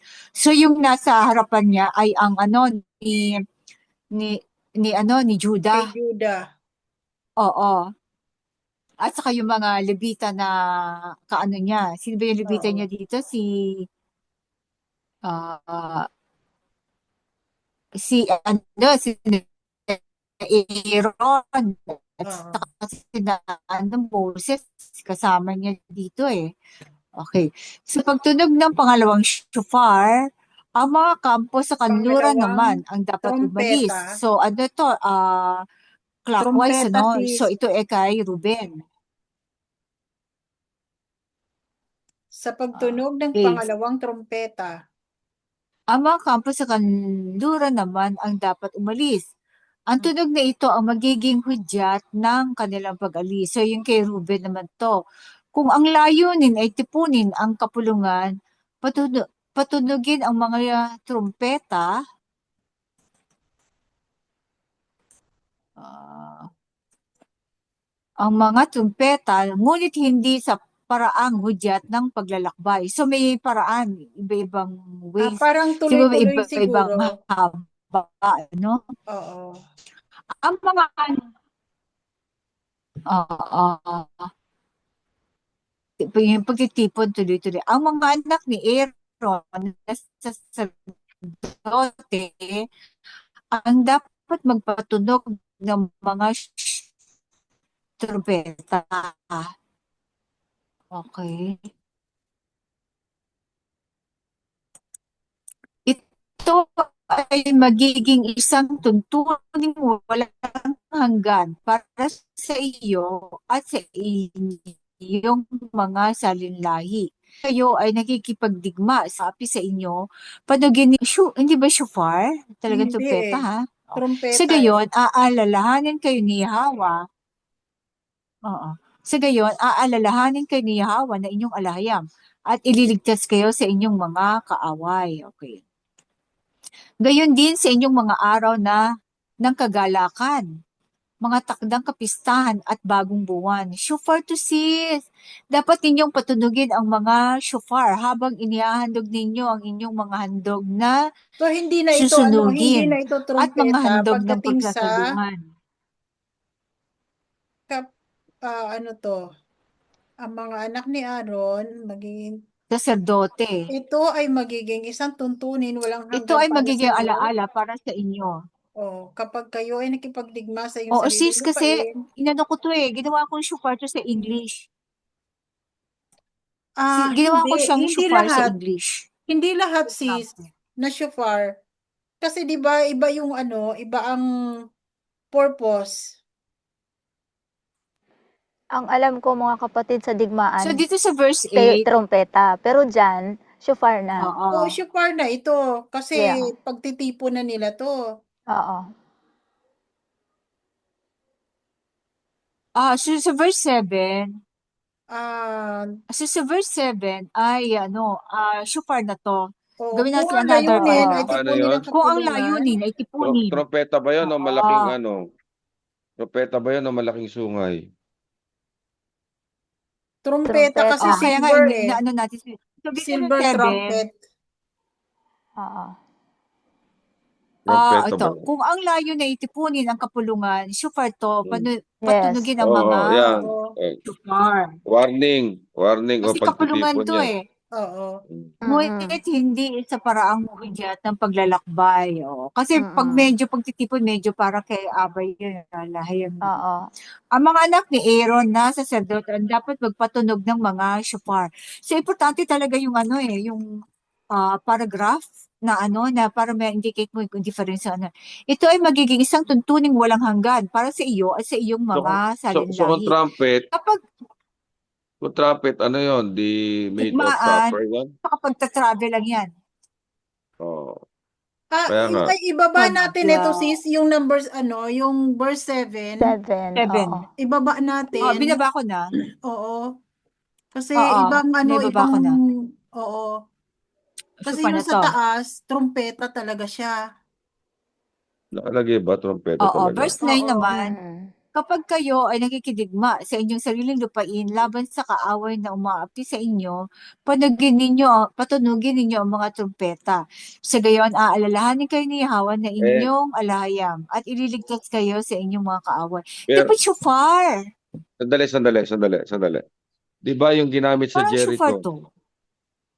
Yung ginamit sa Jericho, di ba, sungay ng ram yun? Wala Oo, naman trompeta mga dun shofar eh. yun. Baka Parang puro shofar to Sa sis. verse baka 7, shofar na dinidifferentiate siya. lang niya. Baka dinidifferentiate lang niya kasi iba't iba naman ang shofar eh. Merong sa ram, merong sa bull, merong sa sa tupa. Baka gano'n. Ang Oo. alam ko kasi, Trompeta. bro, ang trumpeta na yung silver trumpet, sa mga yan, sa mga Japetite yan eh. Oo. Oo nga, Kaya di ginawa ko ba yung shofar lahat kasi napakarami na shofar. Pero hindi siya sungay. Yung trumpet nila. Oo. so ibig Yung sabihin made of trumpetang to, copper yung yun. Depende kung saan silver. gawa. O O, kasi sige, Ang ito, alam ko, digmaan. ang pinag-uusapan dito, digmaan Maari. digmaan. Oo. Digmaan ang Hindi, pinag-uusapan. Pero kasi iba-ibang nung panahon ni David ba, gumamit ba sila ng Gumamit ba sila ng Noong panahon ni David, gumamit ba sila ng trumpet? So Doon kasi ibahin natin ang title nito sis, hindi siya trumpetang pilak. kasi Oo, baka Mga hindi ko lang shofar. na-edit. Kasi wala akong naka-shofar lahat na-recall. eh. Wala Mga akong shofar. na-recall na ginamit nilang trompeta tuwing Kasi lumalaban ang sila. nakalagay dito, yari sa sungay ng Oo. lalaking tupa. Oo. Oo. So, shofar Kasi yan. shofar to sis. Kaya lang hindi ko na-edit yung subtitle. Kaya di ba ginawa ko lahat shofar? Pero dapat Shofar. malinaw to, dapat tanggalin niyo yung trumpet doon. Kung trumpet nga, Oo. Mga shofar. Kung trumpet, So, gumawa ko ng dalawang shofar na gawa sa Yari nga ba sa yung sungay kanina? ng lalaking tupa. At gamitin mo ang mga ito sa Shofar. pagtawag ng buong bayan. specify Yung ba yung tupa eh. Kanilang binakbak paglalakbay. mo ba? Bakbak? Oo. Sige. Ibakbak ko siya. Pero, Diba? Specify naman eh. Saan so yung hindi na trumpet? natin ibababa yung hindi yung, anong verse tayo? Sa 7. Kapag pinatunog ang Sige nga, Oo. kailangan malinawan natin yan. Hudyat ng Shofar to pagsisimula. eh. Kasi napakarami nilang shofar kasi lagi sila nag-aano ng ram. Lagi sila nagkakatay. Oo, kaya alam ko RAM yan eh, yung sungay ng RAM. Saka iba yung Kasi tunog. yan ang Oo, ginamit yung nila tunog. doon sa, di ba yung natatandaan nyo, di ba inikutan Jericho. nila yon kasama yung ano, yung Ark of Mm. the Covenant. O, so parang nag-a-amplify doon yung kwan, Oo. yung Alam ko RAM. sis, oo, kaya nagkaroon tayo ng silver trumpet na yung inedit. Wala na dito ang ano mensahero. Yung ano isang priest noon, sabi niya, para sa labanan is silver. Binago nila yon. Pero lahat to shofar noon. O kasi mayroon pagkamali dyan. Okay. Pero Kasi Trumpet. gumagamit pa rin kasi tayo kung ng ano, ng trompeta, 'di ba? Oo. Hindi ko. Saan ngayon na natin lang, gagamitin yung trompeta? si- yung mga Doon, ninuno natin is mga shofar, mga kabibi nga yung Oo, mga maski nasa yung ano dagat eh. kabibi Bago ginagamit dumating ang mga Kastila buni. eh, so parang ginagamit nila eh. Oo. Ang ang gumagamit kasi ng trumpet, yung mga ano, Mga, oo, yung sa, yung mga sa kabilang dayuhan. side. Oo, yung sa appetite. kabilang side dyan. Oh. Kasi di ba Yung hindi nga sa nila atin. mabuga Iba yun? ang tunog ng RAM kasi, ginaya nila yung ano, pero ginawa nila, dinidefine nga nila eh. Tsaka Iba yung yung, tunog ng shofar. di ba ang tunog ng shofar parang tunog din ng ano, umaalulong na baka o ng toro. Di ba? Oo. Kahit yung Oo, Depende. ano, kahit sa mga shell, yung mga mm, ginagamit Oo, na sa ano, amin, gano'n din yung tunog nun mm, eh. kami sa bundok, ang pagtawag, halimbawa, tatawagin na yung mga kasama, kakain na, mm, yun, magpapatunog kami ng kabibe. mm. Budyong ang tawag doon. Oo. Di Budyong. Oo. ba? Oo, So, budyong. so, Oo. dala pa rin ng ating mga katutubo. So, Tingnan natin katutubo kailangan, natin para malaman natin kung ano ginagawa ng mga Israelita paano nung ipa-finalize araw. mo ito? Paano Shofar na lang bro. ipa-finalize ito? Yung Shofar ano na lang, lahat, bro. yung subtitle lang, Hindi, yung kasi subtitle lang ang meron, ano. meron kasing shofar na pang ano, pang gathering talaga, yung magdadasal, mag-offering, meron talaga nun. Sa tunog siya, sa tunog. Depende yan sa Siguro, flow. May code yan eh, may code. May code. kasi, Oo. di ba ang ano, ang pagtawag sa alahayam kasi is 7, di ba 7 ano, ang ginagawa nun sa 7 beses. Ang, Yung nung pag tinatawag nila ng alarm, 7 beses ang ano, Hindi, baka pinatutunog. apat pagka lang, ano, baka, sis. Ano? Apat lang, ay Pagta. alam ko. Ano hindi ba yun? Ah, tatlo? 4 ba? Oo, apat sa apat tatlong na corner. kanton. North, 1, east, 2, south, ay ano, East, west, north, north, south, south. east, tapos west. sa harap ulit, sa harap ulit. Oo, Tapos yung huli, lahat tayo oo. sama na, 7 kasali ba na. yun? 7 O ba sa yun? una 1, 2, 3, 4. O yung apat na Tapos sulok. magpapatunog. Oo, tapos yung una meron muna sa harapan. Tapos yung apat na corner, tapos sa harap ulit, tapos lahat kasabay na ang mga mga tao. Bali, tatlo lang yung kasabay ang tao. Apat yung, ano, yung saserdote. Oo, yun. Pero pagka nagbabow down tayo, tatlo lang ginagawa natin, di ba? Oo, kasi hindi naman, ano, wala naman tayo sa halaran. Halaran. Siyempre, wala tayo sa halaran, Sa Pero pag halaran yung kasi ano, 7. pero kapag kayong sa may Bagyo o ano, Ay, Ah, unlimited yun. apusawa ka. oo, Apusawa ka. wantusawa yun. Unlimited yun, unlimited. Oo. Oo. Hanggang sa maibuhos mo lahat yung hininga mo dun sa ano. Hmm. Hanggat mawala yung mga ulan, ako ano Hanggang mga sa hangin pakinggan ka niyan. ng alahayam. Oo, kasi Oo, kailangan oo. rinig ka. At saka sa Feast of Shofar, di ba? So, Wantusawa anong din gagawin yun. natin dito? Shofar Shofar na. na, mga Shofar shofar. na, mga Opo. shofar. O, dapat siguro, paglabanan, ganito ang code. Dapat ganun siguro yan. Paano ba? Oo. Pagka prayer, Ilan.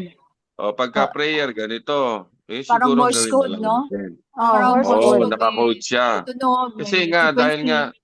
dahil nga, di ba, tinanggal nga, ninakaw nga nila itong karunungan na ito, tinanggal ito sa ating identity natin. Siguro, kahit pa paano may correct ng kaunti. O may correct kahit papaano. Mm. Tsaka dala-dala ng mga Israelita yung ano nila dito sa Ophir. So, ang ginagawa ng mga katutubo natin, di ba ganyan? So, Mm. talagang shofar. Wala tayong ginawang silver trumpet, no? Oo, wala akong maalala eh. Kasi yung mga labanan nila David doon, puro syupar talaga eh. Wala. Pwede ba natural nga ang gusto ng alahayo? Oo. Oo. Natural. Kaya Okay, nila ng dito may... tayo sa verse. Oo. Sige, Oo. sige, go. Kasi bago at least na basa na natin bago tayo ulit. Verse 9. Kapag kayo ay nagipagdigma sa inyong sariling lupain laban sa kaaway na umaapi sa inyo, patunugin ninyo ang mga shofar. So siguro nandito yung mga Kastila, nagpapatunog sila ng shofar. Kaya lang yung nahanap sila ng mga kalaban. Sa gayon, aalalahanin kayo ni Yahweh na inyong alahayam at Oh, ililigtas alalayan. kayo sa inyong mga kaaway. O ganito Aalalahan, ginagawa nila. Oo. alalahanin o aalalayan? Aalalahanin, maalala. Kasi tuwing nagkipag-ano sila, may tumutunog mga shofar. Kaya yung mga kalaban, madidig pa lang shofar, natatakot na. Di ba O di ma... nalilito na sila di na alalayan ipapanik siguro na yan. sila? Yung word na yan, alalayan. Kasi yun yung Alalahanin. Aalalahanin. We will remember. alalahanin. Remember. Oo. Alalahanin ba talaga yon? Opo. Kasi We ginagamit mo yung remember syupar you. para tulungan ka, Remember alalayan yan, ka, bro. Remember yan. remember talaga Remember. yan. O, sige, Oo. sige. Okay, Kasama na okay. yon. Kasama na yun sa ano. Yung alalay, kasama Sa, yun doon.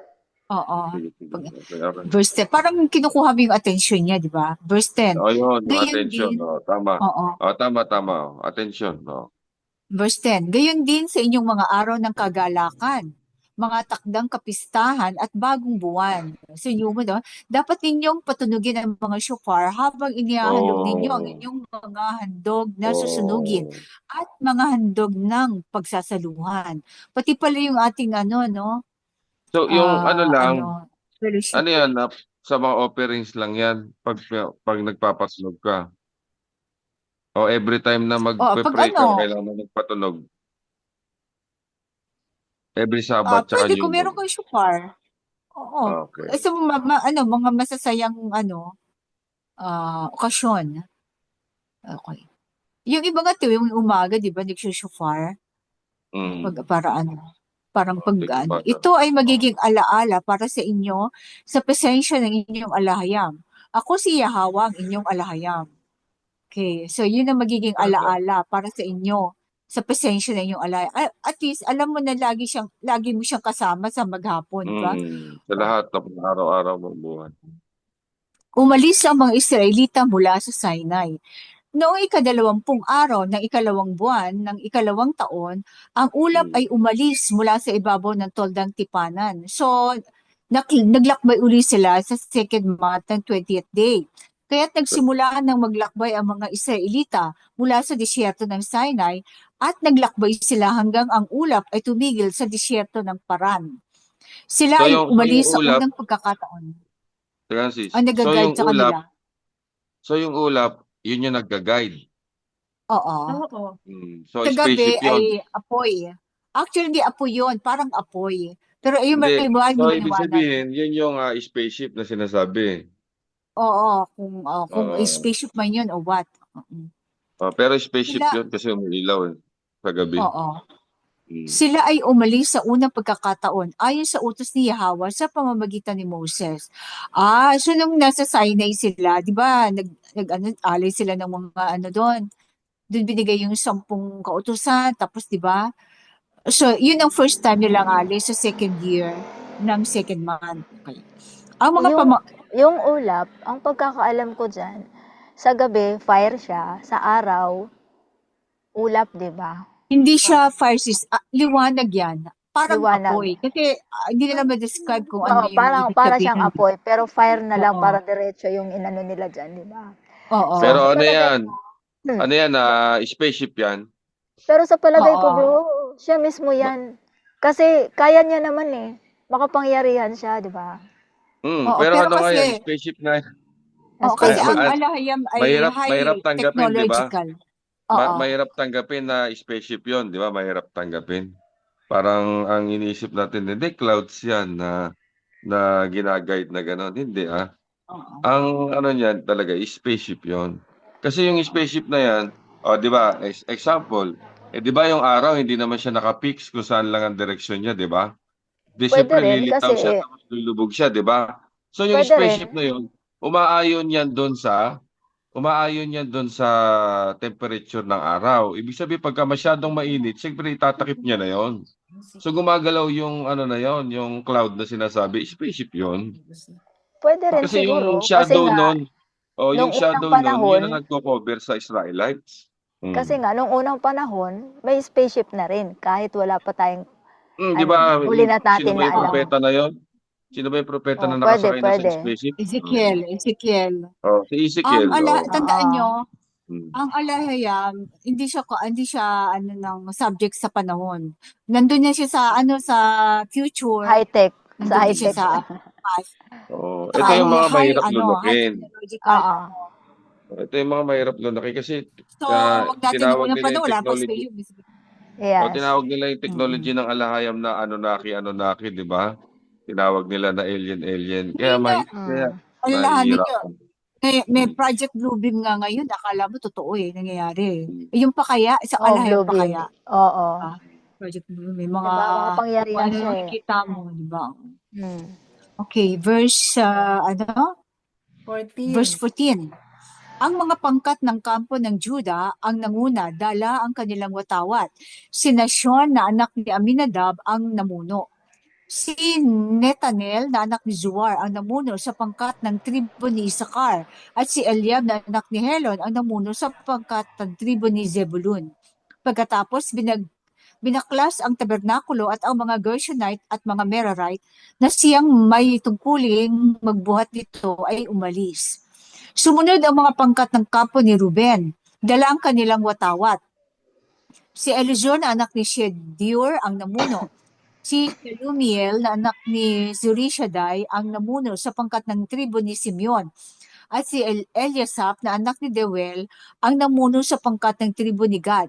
Pagkatapos ay umalis ang mga Kohatite, dala ang mga banal na bagay.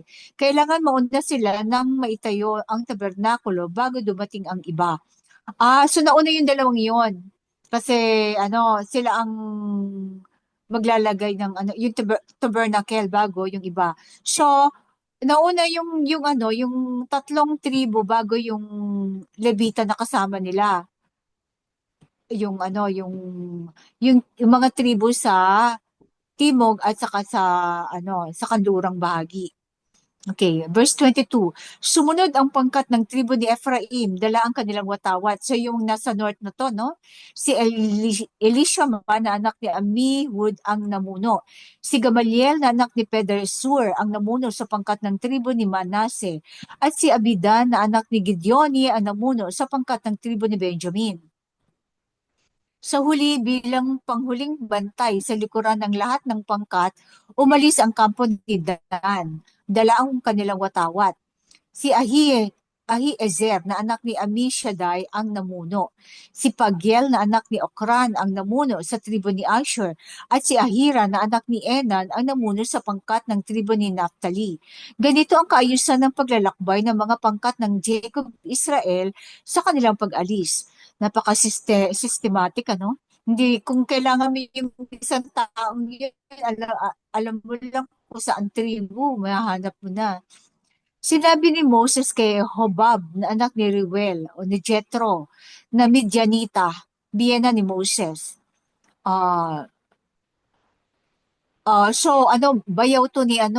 Bayaw to ni Moses kay si Hobab. Sinabi ni Moses kay Hobab na anak ni Reuel na Midianita, biyena ni Moses, paparoon na kami sa lugar na ipinangako ni Yahweh na ibibigay sa amin. Sumama ka sa amin at gagawan ka namin ng mabuti sapagkat ang Alahayam ay nangako ng mabubuting bagay sa mga Israelita. So bayaw niya yan, no? Sumagot siya, hindi ako sasama, babalik ako sa sarili kong lupain at sa aking bayan. Ngunit sinabi ni Moses, huwag mo kaming iwan. Alam mo kung saan kami dapat magkampo sa ilang at maaari kang maging gabay namin. Kapag sumama ka sa amin, makakabahagi ka sa anumang mabuting bagay na ibibigay sa amin ng alahayam. Kaya't umalis sila mula sa bundok ng Alahayam at naglakbay ng 3 araw. Ang kaba ng tipan ng Alahayam ang nauuna sa kanila sa loob ng 3 araw upang hanapan sila ng lugar na mapapahingahan. Ang ulap ng Alahayam ay nasa ibabaw nila sa araw kapag sila ay umaalis mula sa kampo.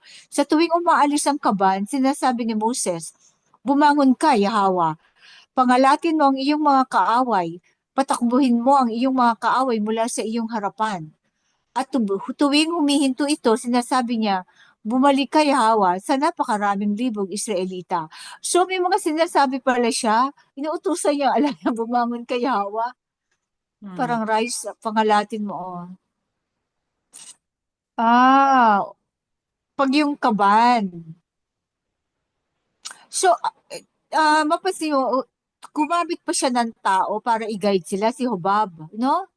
Siguro alam ni Hobab kung saan yung may tubig, kung saan yung may delikado, may tinik, di ba? So, kahit kina-guide sila ng Alahayam, ang nagpatulong siya sa tao. Di ba? Yung parang tour guide, si Hobab. So, Si Hobab siguro hinihingi niya pala talaga. Oo, so ibig sabihin, sinabi siguro ng Alahayam kay Moses, isama mo si Hobab kasi alam niya ang daan. So yung diwa naman ni Hobab ay tuturuan ng Alahayam kung ano. So kailangan kasi meron ka ng kaalaman.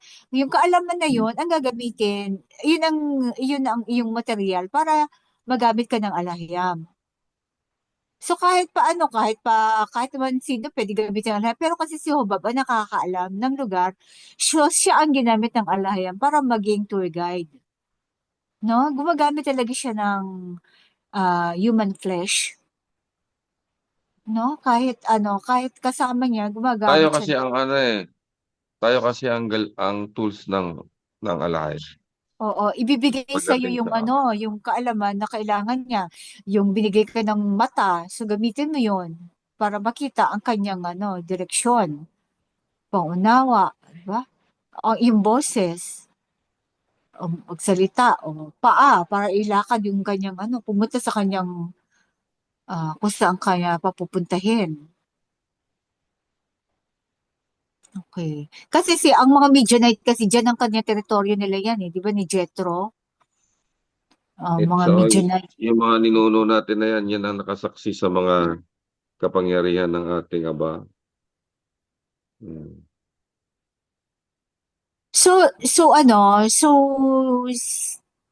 sis Dalia, tingin ko corruption hindi totoo yung sinasabi niyo na si yung si Ketura at saka si ay isa. Tingin ko ang mga Midianite is Hebreo. Hindi sila Egyptian. Siguro, hindi natin alam. Oo. Wala namang Oo, wala confirmation. tayong pagbabasehan na Sino nga ba yung isa? Yung aliping ni Sarah? Si Hagar. Si Hagar. Si Hagar. Mm-mm. Si Hagar, saan ba galing si Hagar? Egyptian. Anak ng duke? Prinsesa ata ng Egypt yun eh. Sabi niyo Princess of Egypt daw yun.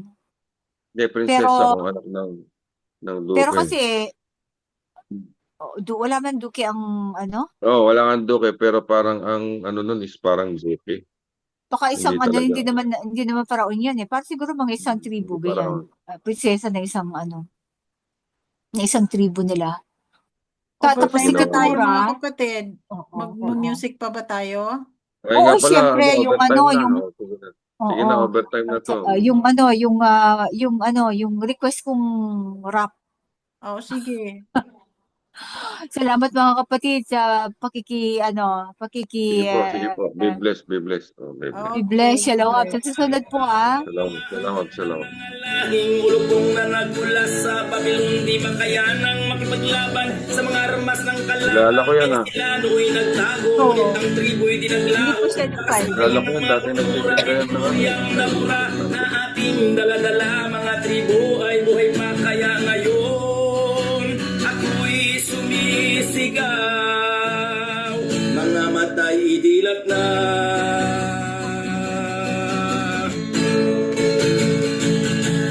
Tinawag ka na Pilipino ang totoo, hindi ang tayo mga Espanyol yan na nanirahan sa Samar at sa Leyte. Nagpahirap sa ating lahi, mga kultura silang bumali, ibininta tayo sa ibang lahi na kanila ring mga kalahi. Tapos na. Yada. Yada. Yada, salamat. Yan.